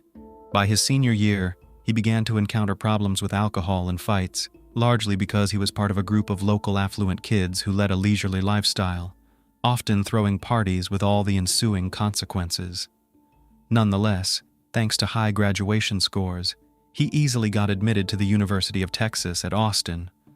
Rather than focusing on his studies, he continued his wayward lifestyle, losing friends and gaining a reputation as a frequent drinker and marijuana user. He could have had a bright future if not for his penchant for self-destruction. After being expelled from a university fraternity, he began distributing controlled substances. His parents fought to curb his addiction, even taking him back home. A fateful meeting. In the spring of 2004, Jennifer and Colton met at a party. They were instantly drawn to each other. Jennifer, who often idealizes people, decided to give a potentially dangerous relationship a chance rather than run from it. Their friendship gradually grew into love. Over time, Jennifer began using illegal drugs with Colton. His luxurious apartment gradually turned into a den of excess, and using illegal substances together became a household rule. As a result, Jennifer's addiction only got worse. Parents repeatedly tried to tear her away from these addictions.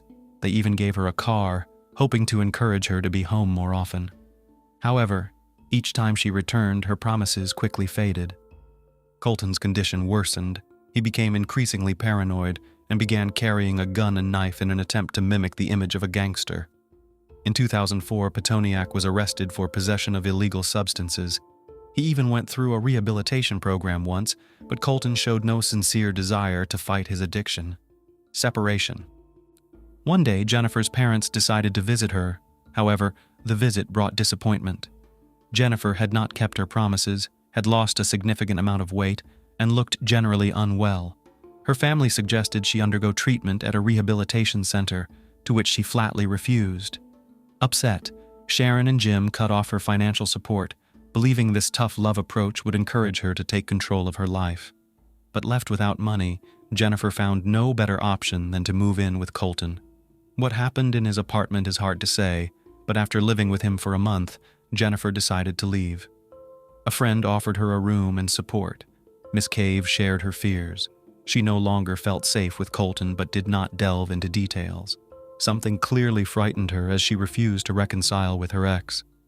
One day he came to her, asking her to come back. Jennifer remained firm, especially when she saw the knife Colton brought with him. She asked Colton to calm down and suggested they remain friends. Surprisingly, he agreed. Contact with him was minimized, and moreover, she began reconnecting with her parents. Finally, her life seemed to be getting back on track. In early 2005, Jennifer started a new relationship with a guy named Scott, a single father who appeared quite decent. His lifestyle was the polar opposite of Colton's. Scott worked as a waiter at a restaurant, played keyboards in a band, and was a good singer, all while leading a sober life. In turn, Jennifer began to feel better about herself, even looking healthier by his side.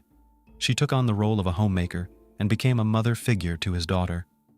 However, she was still liable to leave at a moment's notice if Colton called. The arrival of Laura Hall. Eventually, Colton moved to a new apartment complex with a pool named Orange Tree close to the university, making it a hot spot for daily parties. His behavior continued to be erratic, with some friends reporting they had seen him engaging in Russian roulette by himself. It was during one of these phases that he met Laura Ashley Hall. She was a frequent attendee of these parties and became infatuated with him, exhibiting jealousy towards any female in Colton's circle, especially Jennifer. Laura was perceived in various ways by their peers, most commonly described as arrogant and capable of putting anyone in their place. Laura, like Colton, came from a well-off family. Miss Hall was athletic, participating in various competitions, and she was academically successful, showing great promise. After high school, she enrolled in university but soon dropped out, opting for a job and a leisurely lifestyle instead. Before long, Colton and Laura started dating. Like Jennifer, she was deeply drawn to him. When he was sentenced to 60 days in jail in June 2005, Laura sent him all her earnings, even going into debt. Friends noted that she changed for the worse, becoming bold, neglecting her job and her personal care. Many believed she had also started using banned drugs.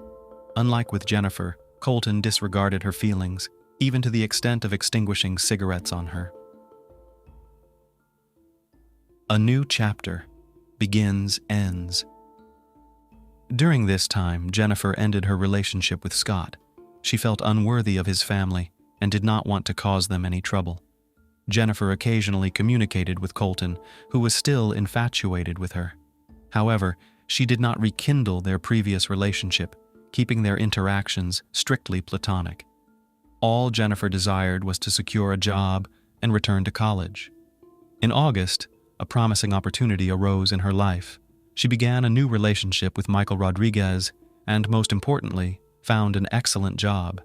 After several days of training at a law firm, she performed so impressively that she was offered a consultant position with a respectable salary. Jennifer was proud of herself and truly happy. On August 16th, she decided to celebrate the start of her new life with friends. That evening, they went to a bar and then headed to a club. According to a friend, the bouncer didn't let Colton in because of his appearance. This might have led him to seek out controlled substances. The investigation continues.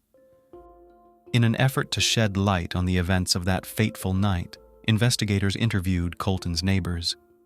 They managed to uncover intriguing information. Around 3 a.m. on August 17th, Nora Sullivan heard a knock at her door. Opening it, she saw Colton standing there looking suspicious with blood on him and a pistol visible at his waist. Startled, she inquired what had happened. Colton told her he had gotten into a shootout with some individuals. Nora didn't hear any gunshots and thought he was lying as usual. She closed the door and peeked through the peephole to see him eventually walk away. None of the neighbors interviewed heard any gunshots that night either. Detectives also discovered that Colton had been in contact with Laura twice that night. The morning of August 17th, he visited a hardware store where he purchased a saw, several masks, and gloves, as well as a significant amount of cleaning supplies. Using these, he dismembered Jennifer's body and planned to clean the apartment to erase any evidence of the crime. It's possible that the unexpected arrival of Sharon and Jim startled him and prompted his flight. Apprehension. A critical discovery in Colton's apartment led investigators directly to his trail. Colton, along with Laura Hall, was found in Mexico. They had crossed the border in Laura's car. Local authorities distributed Colton's photo nationwide. During this time, the couple enjoyed themselves, visiting cinemas and restaurants. They stayed in a hotel in the border town of Piedras Negras, where an employee recognized Colton as the sought-after individual. The employee took his photo and sent it to the police. Mexican law enforcement apprehended the duo and transported them to the border, where U.S. officials arrested Petoniak. Laura Hall was released. Before her release, Laura caused a scene with the Border Patrol, loudly protesting Colton's innocence and obstructing the arrest process. Later, she admitted that their trip to Mexico was the best experience she'd ever had. In total, they spent about 5 days abroad. Trial. On August 23, 2005, Colton Petoniak was charged with a crime against Jennifer Cave. A month later, Laura Hall was arrested and charged with tampering with evidence and obstruction of justice. The prosecution presented evidence found in the apartment, including a videotape from the store and a receipt listing items purchased. Colton said he did not remember anything about the night of August 16th, 17, attributing his amnesia to heavy drinking and the use of illegal drugs. Initially, he did not deny hurting Jennifer, but insisted he did not remember anything. He claimed that he woke up and discovered his ex-girlfriend's body in the bathroom. After discovering the body, he contacted Laura, who advised him to buy a saw and cleaning supplies. She helped dismember the victim and hide the body parts in bags. The prosecution argued that she was responsible for Jennifer's post-mortem injuries. Colton later hinted that Hall may have been motivated by jealousy, suggesting her involvement in an act of revenge against her rival. However, both defendants pleaded not guilty. Nevertheless, the evidence of his involvement was overwhelming. First, Jennifer's body was found in Colton's apartment. His fingerprints and DNA were found on the machete, saw, and firearm found at the crime scene, and the weapon in his car was identified as the crime weapon. In addition, he was the one who purchased the cleaning supplies from the store. The jury had no doubt of his guilt. On January 29, 2007, Colton Petoniak was sentenced to 55 years in prison with parole eligibility after serving at least half of his sentence. His earliest release date will not occur until 2060. The case against Laura Hall proved complex. The prosecution suggested she could have acted out of blind affection for Colton. Laura's DNA was found on one of the victim's shoes, a store towel, and even the firearm used. The defense argued this only proved her involvement in disposing of the body, not in the initial act. They couldn't prove she was the one who fired the first shot, attributed to Jennifer's head post-mortem. No evidence placed her at the scene at the time of the crime. Laura insisted she only learned of the crime when Colton told her and claimed he forced her to flee to Mexico with him. However, witnesses from their time in Mexico reported the couple seemed to enjoy their trip.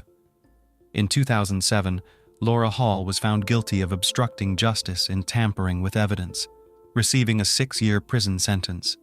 A subsequent trial in 2010 resulted in the maximum sentence of 11 years and a $14,000 fine. Laura was paroled on March 15, 2018, with GPS monitoring, completing her sentence in August of the same year. Her whereabouts thereafter remain unknown. Was Colton framed? Colton Petoniak remains incarcerated. He has filed multiple appeals, all of which have been unsuccessful. In these appeals, he consistently stated that he has no memory of the tragic night's events. However, he revealed that there are witnesses who claim Laura confessed to Jennifer's demise. He alleges that during the trial, the prosecutors were aware of this information but failed to disclose it to his defense team, suggesting a possible setup. Although Petoniak's legal motions were denied, this revelation raised questions among the public. Moreover, Jennifer's parents believe that Laura's punishment was insufficient. They are convinced that she played a more significant role than she admits. Unlike Colton, Hall has never expressed remorse or regret for Jennifer's death. She referred to Jennifer only as that girl or the dead girl, sometimes even using derogatory terms.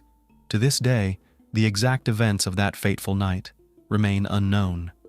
Only Jennifer knows the truth that the walls of Petoniak's residence silently concealed. Sadly, the dead cannot speak. Jennifer's life was cut short in her prime. Regrettably, she realized too late an essential truth. Staying away from certain individuals and ceasing communication with them could mean saving oneself. Ryan Smith was born in 1975 in San Diego, California, USA.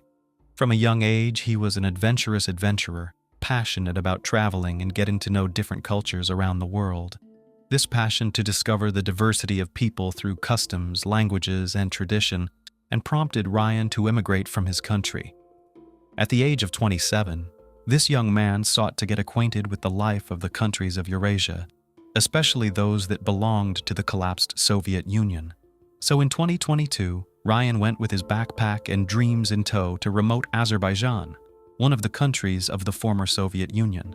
The country, surrounded by the Caspian Sea and the Caucasus Mountains, is located at what can be considered the crossroads of Eastern Europe and Western Asia. So, for a young traveler, it was an ideal starting point for the world he intended to discover. Ryan settled in Baku, the capital of Azerbaijan, where he studied the language and culture. On his web portal, he described how at that time he worked at a carpet market surrounded by a walled city, and this allowed him to get acquainted with one of the oldest and most valuable craft practices in the region. The methods of making carpets are passed down from generation to generation, and it can be said that this is a tradition that has almost disappeared over time. The young designer was impressed by the beauty of the products and thought about the business associated with the manufacture of handmade carpets. In December 2005, Ryan, mindful of his idea, returned to the United States to lay the foundations of the project. While on American soil, he met a young and attractive teacher, Laura Joy, with whom he got engaged, and then married her. Laura supported her husband's hobbies of travel and foreign culture, and in 2011, the couple visited the former Soviet Republic of Georgia, which borders Azerbaijan. In Georgia, in the city of Marneuli, young people got married, and both intended to establish the production of traditional carpets there. The couple had a son in 2014, whom their young parents named Caleb, and at the same time Ryan and Laura were promoting their long-awaited handmade carpet weaving project. The project, developed by an American using traditional Azerbaijani methods, everything made using this technology could be sold on the international market for more than $1,000. While Laura worked as an English teacher at a local public school, her husband toured the villages of the region in search of weavers willing to work with them. To his surprise, Ryan did not find many masters using traditional methods. Some of those who first joined the plan refused to cooperate for various reasons. Some did not agree with the prices that Ryan offered, while others were not familiar with the original designer and were not sure they could produce what the brand needed. Ryan said in his blog that he spent 4 days in Kosalari, and it was there that he found artisans interested in his project. Ryan's goal was not only to make a profit or to save the development of an ancient culture. He was also interested in becoming something of a public benefactor. attracting women in rural areas who know ancient weaving techniques to his project, giving them the opportunity to revive the craft that would allow them to support their families. Soon, Ryan and Laura Smith became one of the most respected, and the visiting American considered a city with a population of no more than 20,000 people to be the most expensive place for himself. His wife, Laura, became close to the city, with its residents engaged in teaching, made many friends, while Ryan, promoting the value of the ancient carpet weaving culture, earned respect. Most residents considered the Smith couple kind and honest people to whom they could turn for help. A couple of visiting Americans got so used to the local society, traditions, and culture that in 2012 they applied for citizenship and soon became citizens of the United States and Georgia. It was rumored that the couple planned to build a kindergarten with a playground on their own money. But it was at a time when the couple had already decided that they had finally found a home, realized that the future of their family was promising. A tragedy knocked on their doors, and all their plans collapsed in the most unexpected and nightmarish way. In July 2018, 43-year-old Ryan and 42-year-old Laura planned to take a couple of days off to enjoy a vacation next to little Caleb and get away from the routine. Sabina Talibuba, Laura's friend, said that Laura called her on Wednesday, July 4th, shared her plans to go to the mountains, and warned them that they would be gone for 2 days. The couple chose a small, picturesque place, hidden from the eyes, near the Gudori Mountains as their destination. This area is known for its trails, beautiful waterfalls, and stunning gorges, ideal for relaxing walks and picnics in nature. In this secluded corner, instead of being distracted and finding peace of mind, the Smith family experienced their worst nightmare. Ryan and Laura were looking for a local resident who would serve as their guide so that they could not get lost, and calmly, without fear, traveled in mountainous places. And the parents were also concerned about the safety of little Caleb. I would like the journey not to be exhausting and uncomfortable for the baby. So they met with a local shepherd, Malchus Kabauri, who, although he did not live in this area, but, despite the young age of 19, knew the neighborhood well, because he traveled around them daily and grazed herds of sheep and goats. Malchus was distinguished by a calm character. The locals considered him a good guy. Confident in the positive reviews about Malchus, who knew the area, the Smith family hired him as a guide. It had not been long since their departure to the mountains when the couple found out about Malchus's dark intentions and claims. As it became known later, the group went out on the mountain, and having reached the clearing, set up camp for dinner. They chose a place near one of the many springs in the area to have fresh water quenching their thirst in the summer heat. Obviously, at some point Ryan paid attention to his guide, because he felt that he was not careful enough with the gun, which he always carried with him. There was a heated discussion between the two men, and no one expected Malchus to point a gun at Ryan and shoot him in the head. Then he fired another shot at the man in the back. Laura's terrified screams and the baby's crying drowned out the echoes of gunfire, rumbling in the mountains, but the worst was yet to come.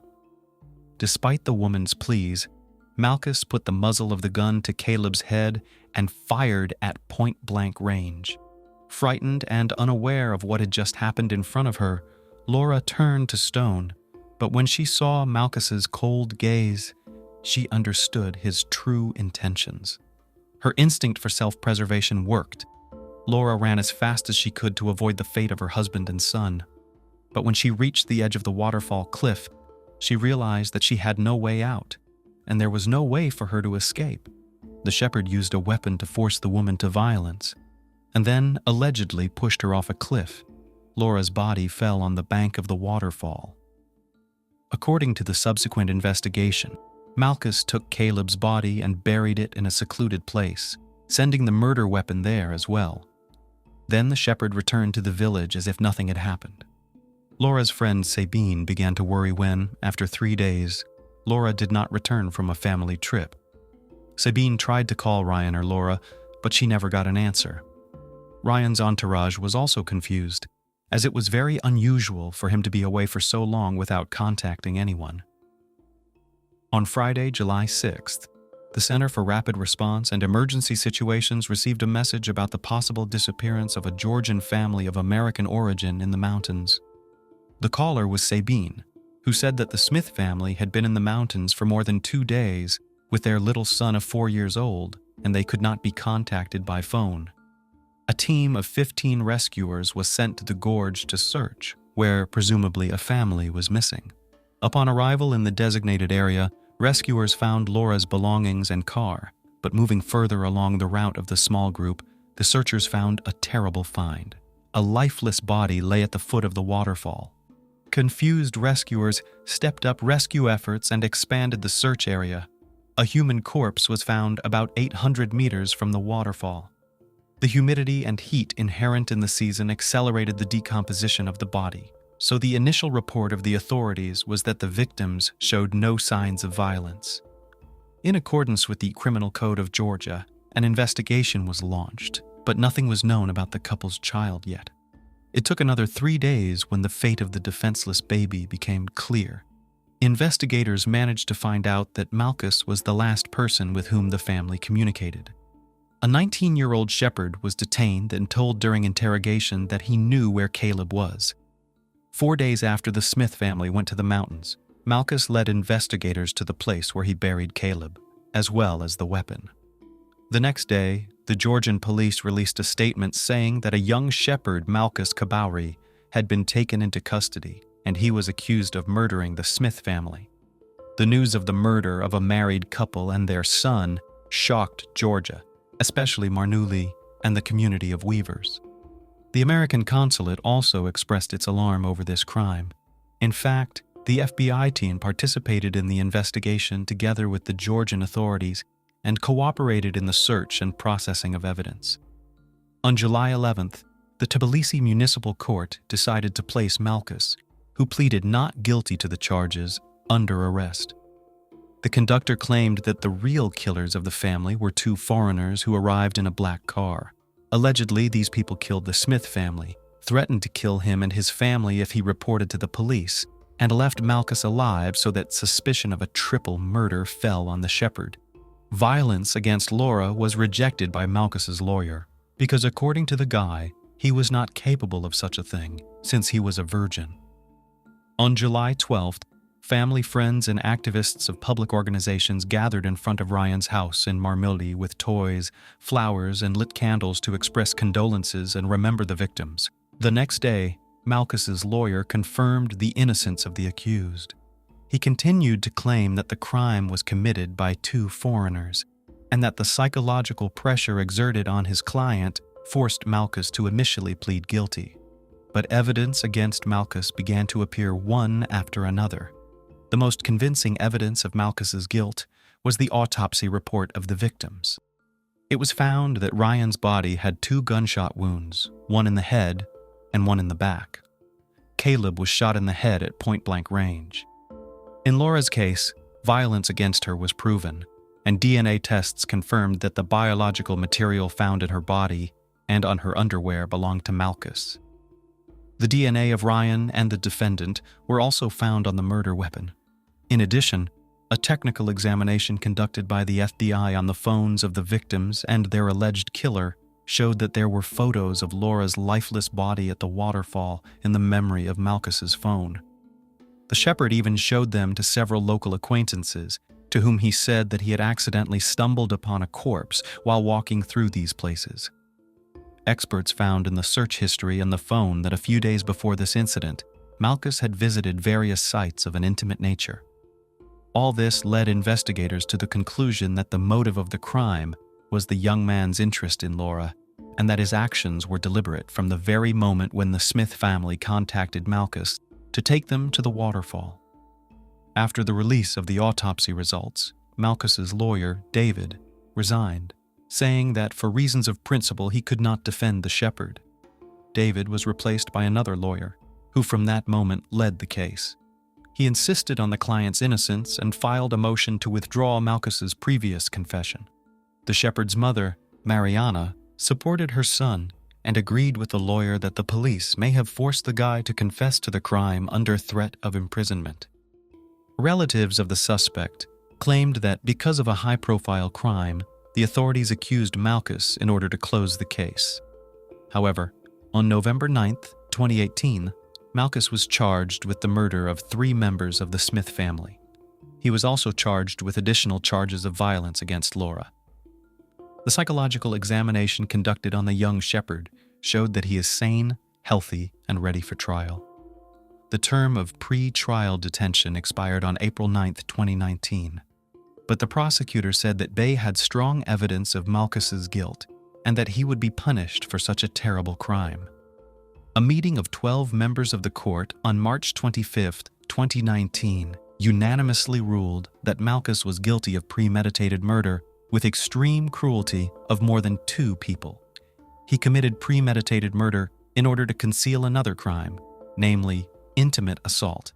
On March 27, 2019, the judge of the Gorey District announced the decision to sentence to life imprisonment. While the relatives of the criminal protested against the life sentence, which they considered unfair, the sentence became a relief for friends and relatives of the Smith family, and defense lawyers announced that they would appeal the verdict to the appellate instances in connection with alleged procedural violations. The U.S. consul in Georgia said that the verdict provided justice for the Smith family, adding that the evidence left no doubt about Malkus's guilt.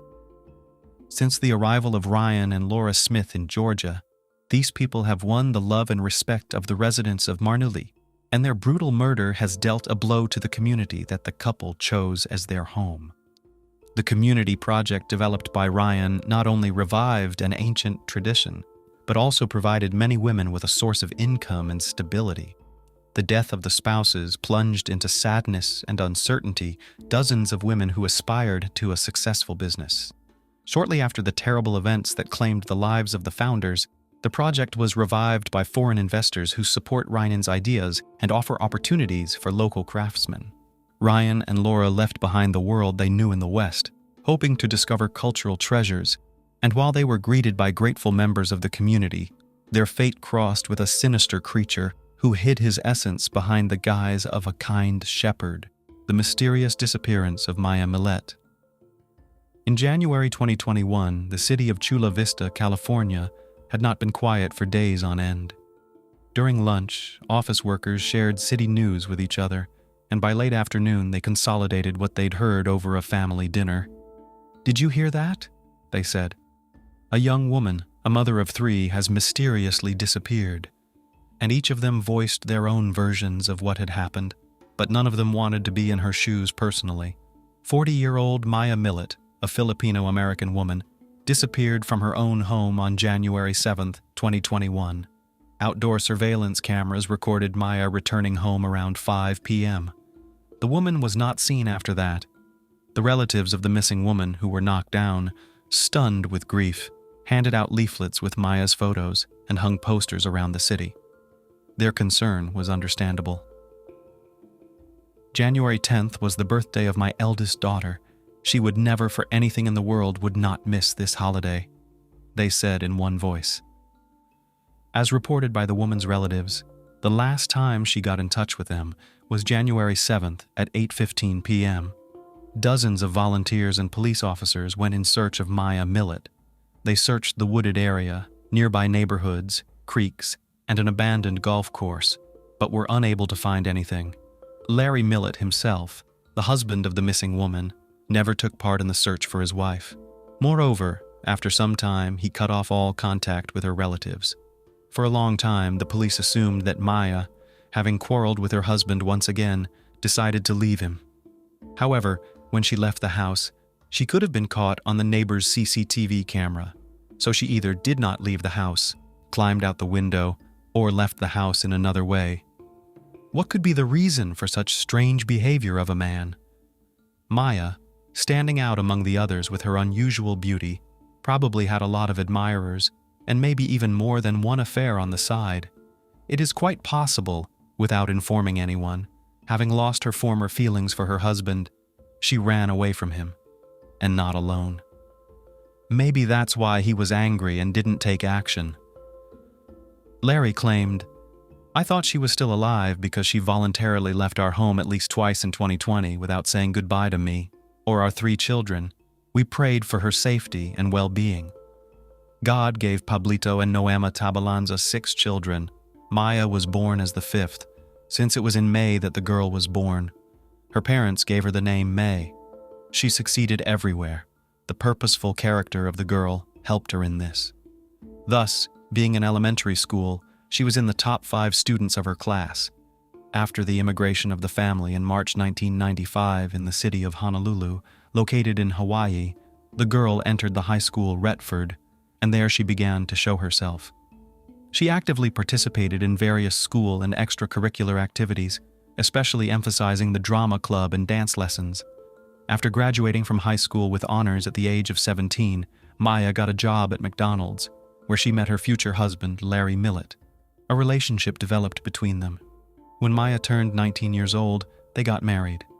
At the same time, the girl entered the University of Hawaii at Manoa, a land-grant state research university. Life was boiling for the young people. While Maya was studying at the university, her husband Larry was training in the Navy in Virginia. After a while, the couple decided to move to the city of Chula Vista, California. In order not to stop studying, Maya continued her studies at the University of San Diego. After graduating with honors, she took a job with the U.S. Navy as a civilian contract specialist. Where are those strange noises coming from? Maya thought. Am I going crazy already, and are they unreal? The phrases, I love you, love me, echoed through the house, slightly audible. Day and night they kept the young woman awake, haunting her in different places in the house. Maya's family didn't stop looking. They immediately hired a private detective. To maximize the attention of those who cared, the family repeatedly appealed to the public to help them in their search for her. On February 5th, 2021, the Chula Vista Police Department and the Millett family held a briefing to encourage as many people as possible to look for her. A short time later, skeletal remains were discovered in Orange County that were believed to be Maya Millett's, but this turned out not to be the case.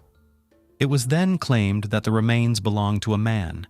It was later proven that the remains were animal bones after all. On April 6, 2021, Maya's disappearance was broadcast on Good Morning America. The missing person case gained national interest in April 2021 when Maya's sister appeared on Dr. Phil's talk show to talk about the situation. Maya took all matters particularly seriously. Despite the fact that she came from a large family and loved children very much, she was in no hurry to have them. She didn't want to give birth until she and Larry had a steady, stable, high income. That's the American dream. After all, they had to provide their children with the best future imaginable. To make it happen, they had to work very hard and diligently. The right moment came in 2010. Then Maya and Larry had a daughter, Lara. In the wake of her a year later, another daughter, Milani, was born, and in 2016, the heir son, Lazarus Tristan. Maya was a great mother. She devoted all her free time to her children, giving all of herself. She attended all their school events, traveled with them in her SUV. There are some women whose children become the center of their universe. Wise, indulgent, caring. Maya was one of those women. By the end of 2020, the couple's relationship had become strained. Larry assumed that Maya had a lover. Her husband's jealousy knew no bounds, and if before she put up with these attacks, now she could barely tolerate it. Later, the DA's office would report that Maya had warned of Larry's capacity for anger. Just 2 days before his disappearance, police said, Maya texted a friend to end the marriage. I told him I'm filing for divorce whether he likes it or not, she claimed. I'm no longer trying to make peace for the sake of the kids. Larry controlled literally every move his wife made.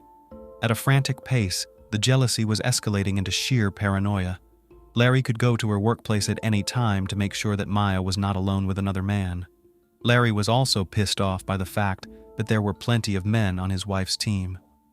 Larry once had the audacity to send an email to Maya's former boss, Derek Sopp, requesting that a male colleague be transferred to another division. He followed her practically around the clock, even got the kids involved in their squabbles. Larry once hid a child's cell phone in his spouse's car to track her movements. It got to the point where Larry was getting violent. He almost strangled Maya once. The couple separated, but not for long. In early 2020, Maya moved in with her brother, but rekindled her relationship with Larry after about 6 weeks. On August 12, 2020, Maya texted her brother JR, "He never lets me be alone. He checks all my emails, messages, messengers, Facebook posts. He even checks my app on Venmo. And then what happens? He just tightens the reins harder." Although Larry wasn't initially a suspect, police have taken a keen interest in his identity. Investigators contacted Maya's relatives, who said that shortly before the disappearance, the couple had gone camping and spent the entire time they were there fighting. Maya returned from the camping trip and told her family that if anything happened to her, Larry would be involved. According to the case file, Maya's friend told police that Maya made a different statement in December 2020. "I don't think he would hurt me, but I think he would hurt the kids to get back at me." Prosecutors say the mother of 3 did not explain further what she meant at the time. When we fall in love, for better or worse, we see the object of our adoration exclusively in a rosy light. Often we project our character traits and attitude to life onto our partner without noticing the red flags, so-called in psychology behavior, that may indicate the presence of an underlying problem or a potential threat to the well-being of the partner relationship. Abusers, manipulators, narcissists, aggressors. We justify them with deficiencies of upbringing, stress, but we should look deeper. Apparently, the nature is so laid down that families were created mostly in youth, when the whole world is presented in rose-colored glasses, so to speak, for a great, sometimes blind love, so that the human race did not stop.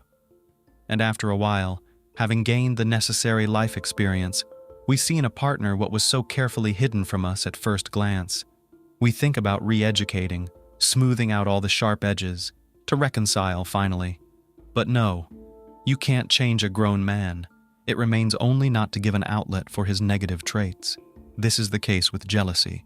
If a person has certain traumatic events, paranoia is not far away. Returning to the sounds that Maya heard, one might guess that the woman had developed hallucinations amidst the stress of her family's troubles, but that was not the case. The situation took an unexpected turn. Maya remained sane, which is not the case with Larry. A police detective named Lorenzo Ruiz told the public the story of Larry's internet search, releasing screenshots of queries that included subconscious wife training and subconsciously training your wife to give pleasure. Unable to reach an amicable agreement, Larry began to influence Maya's subconscious mind by installing certain devices around the house that made this sound. Larry's cunning ruse was discovered by Maya. According to Matthew Grinley, an investigator with the San Diego County District Attorney's Office, in late 2020, Maya sent messages to Larry demanding that he stop playing such audio messages that negatively affect a person's mental health. This is a kind of influence that programs a person to perform certain actions. Maya heard these sounds every day. Maya's sister-in-law named Genesis Tabalamza later told investigators that Larry himself had independently recorded all these words and even confessed to Genesis about it. Who could have inspired Larry to do such a thing? Maybe the specifics of the job and the training he received during his service gave him the idea? The answer will shock many. The investigation found that between September 2020 and the time of Maya's disappearance, Larry sent more than 1,000 messages to various spellcasters and psychics. He purchased about 70 spell charms from them, spending more than $1,000. During a search of the home, police officers found a book titled Magical Love Spells. Larry was sending messages to similar witches and warlocks 1 time a day for sure. He asked for a spell to make Maya suffer some kind of physical injury that would make her unable to move around on her own, maybe become disabled, in general, to be completely dependent on her husband. Larry thought that seeing his concern at such a time, and the fact that he had not abandoned her in her hour of need, Maya would appreciate his feelings for her. After all, he is such a good man. Here's what he wrote in his messages. "I would like a strong spell to bind my wife Maya Millett to me forever, to make her love me unconditionally as I love her. I hope you are able to cast a spell to cause bodily harm or maim, but not to kill." Looking at everything that was happening, at how Larry was gradually losing his mind, Maya was finally convinced of her intentions. In December 2020, Maya decided to divorce her husband. Every event in life, like actions, has an initial mechanism, a so-called trigger.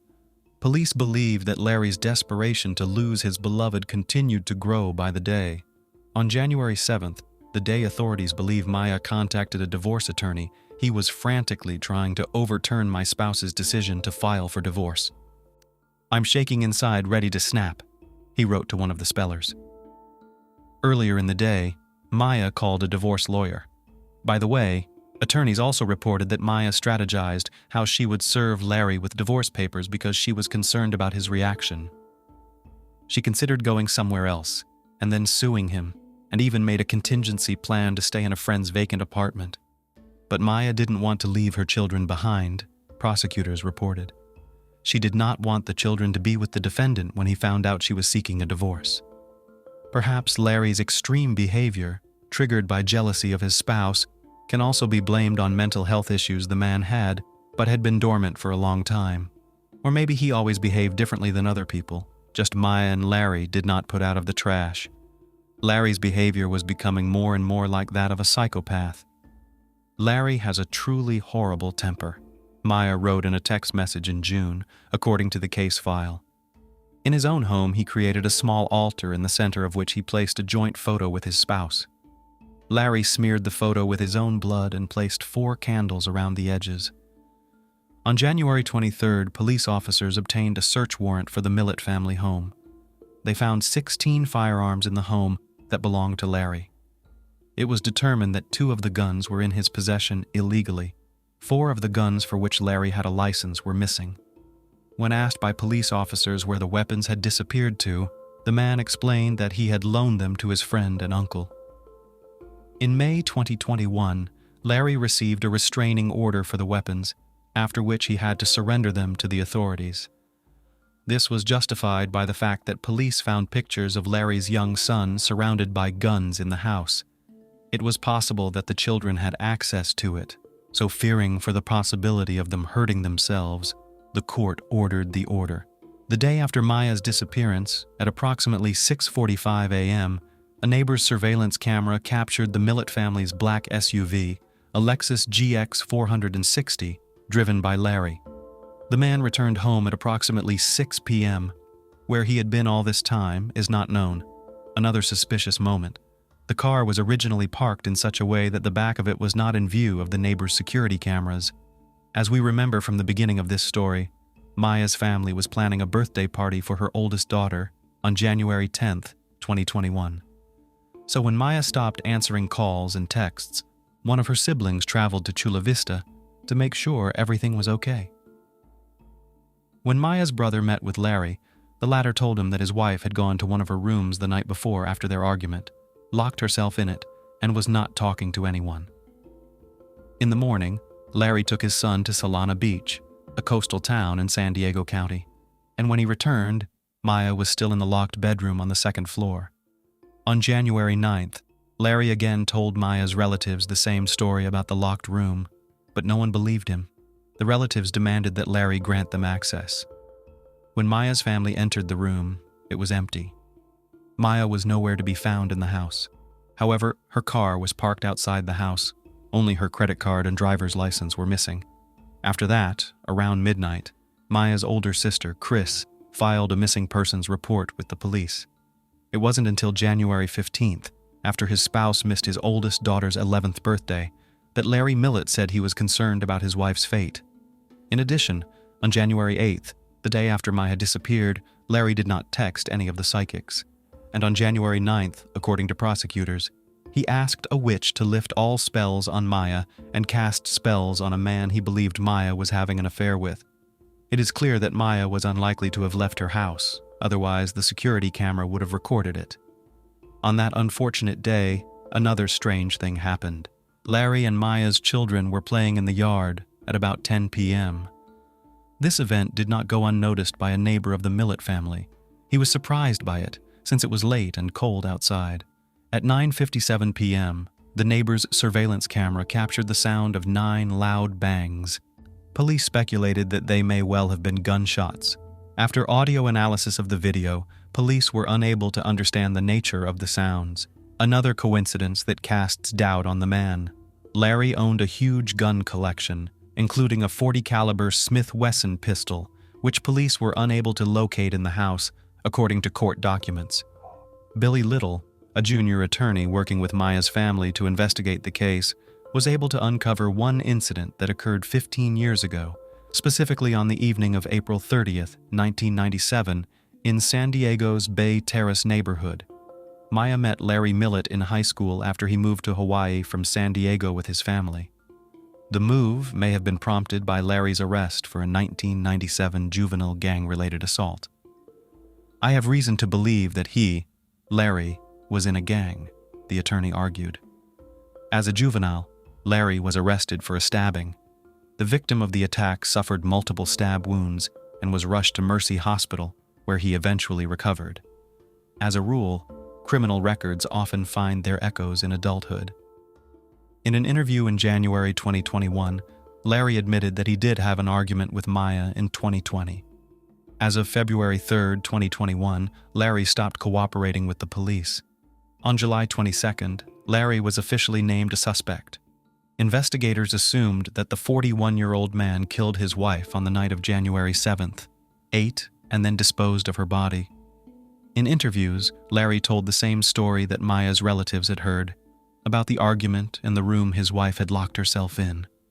By a strange coincidence, his phone was turned off for about 11 hours on January 8th. Larry didn't show up for work that same day, and no one reliably knew exactly what he was doing. It was impossible to track his whereabouts. Too bad the neighbor's video surveillance camera is a mute witness to the events that unfolded and can't talk. The camera shows Larry driving his car up to the garage in such a way that the rear of the car is not in the frame. Larry may well have known which part the camera was capturing and positioned the car in a convenient manner. During this time, he could safely carry Maya's body through the garage and then, loading it into the trunk, drive away to dispose of it. Following his arrest, the man remained in custody and was held without bail. On October 19, 2021, Larry Millett was arrested for the murder of his wife, Maya, based on circumstantial evidence, and the children were given legal custody to his parents. To prevent further emotional trauma, the court barred Larry from having contact with his children. But the man violated that injunction more than once. He called his relatives, who gave him the opportunity to talk on the phone with his children. In total, he made more than 100 phone calls and talked to his children for more than 9 hours. According to prosecutors, during some of the calls, Larry made disparaging comments about Maya's family or asked for news headlines to be read to him. He asked an 11-year-old girl to have her and her 10-year-old sister watch a movie called Shot Caller, an R-rated movie that contains a warning, said Deputy District Attorney Christy Bowles. Essentially, it's a story about a businessman who goes to jail. Larry suggested that children watch it to see what kind of environment he was in. As a result of the court, Larry was stripped of all phone calls except for calling his attorney. However, as early as October 2022, Larry was granted permission to communicate with his children in writing. He was still prohibited from speaking with them through personal visits and the telephone. In order for the children to continue attending their current schools in Chula Vista, they were awarded custody to their paternal grandparents on October 19, 2021. Maya's sister also wanted custody of her nephews, but was denied. Maya's family was allowed to visit the children, but they still wanted to seek full custody of them through the court. The judge ordered Larry Millett's parents to facilitate maternal visitation with the family and work to obtain mental health services for the minors. When visiting the children, relatives are prohibited from discussing any details about ongoing criminal or probate cases with the children. Fairness. The children were left in the care of the parents of their mother's alleged killer, in a town where everything reminds them of the tragedy. Maybe the court should have sided with Maya's sister after all, giving custody to her. In June 2022, Larry's lawyer filed an appeal claiming the man was incompetent to stand trial, but after a psychiatric evaluation, Larry Millett was found competent. It is unlikely that an insane man could have been aware of his actions in cleaning up his tracks. When examining Larry's seized cell phone, It was found that all the text messages he wrote to his wife had been deleted. When asked where the correspondence had gone, Larry explained that he simply wanted to free up space on his phone. That's a strange answer, because the messages don't take up that much space on the device. During the trial, it turned out that Larry had withdrawn a large amount of money from his bank account. Perhaps with the money in hand, Larry was making plans to escape, or maybe he just wanted to move to another city, starting a new life with his children. Charged with murdering his wife and illegal possession of weapons, Larry Millett's trial is scheduled to take place in 2024. However, the trial has already been postponed and moved to other dates more than once. Could it be a matter of so-called circumstantial evidence? After all, circumstantial evidence is evidence that relies on an inference that connects it to a fact. For example, fingerprints at a crime scene. Direct evidence in turn supports the truth of a statement directly, that is, without the need for any additional evidence or inference. It is easy to get confused without the necessary legal skills and experience. In any case, the situation is unfolding before our eyes, picking up its pace. One thing is constant and tragic. The once prosperous, at least in appearance, family is destroyed. The mother has disappeared and is apparently dead. The father is in prison and apparently the perpetrator of the atrocity. The 3 children are left without parental love. 3 innocent souls traumatized for life, left to live in a society that will remind them of what happened many times over. Whether in reproach or out of pity, grieving the wound,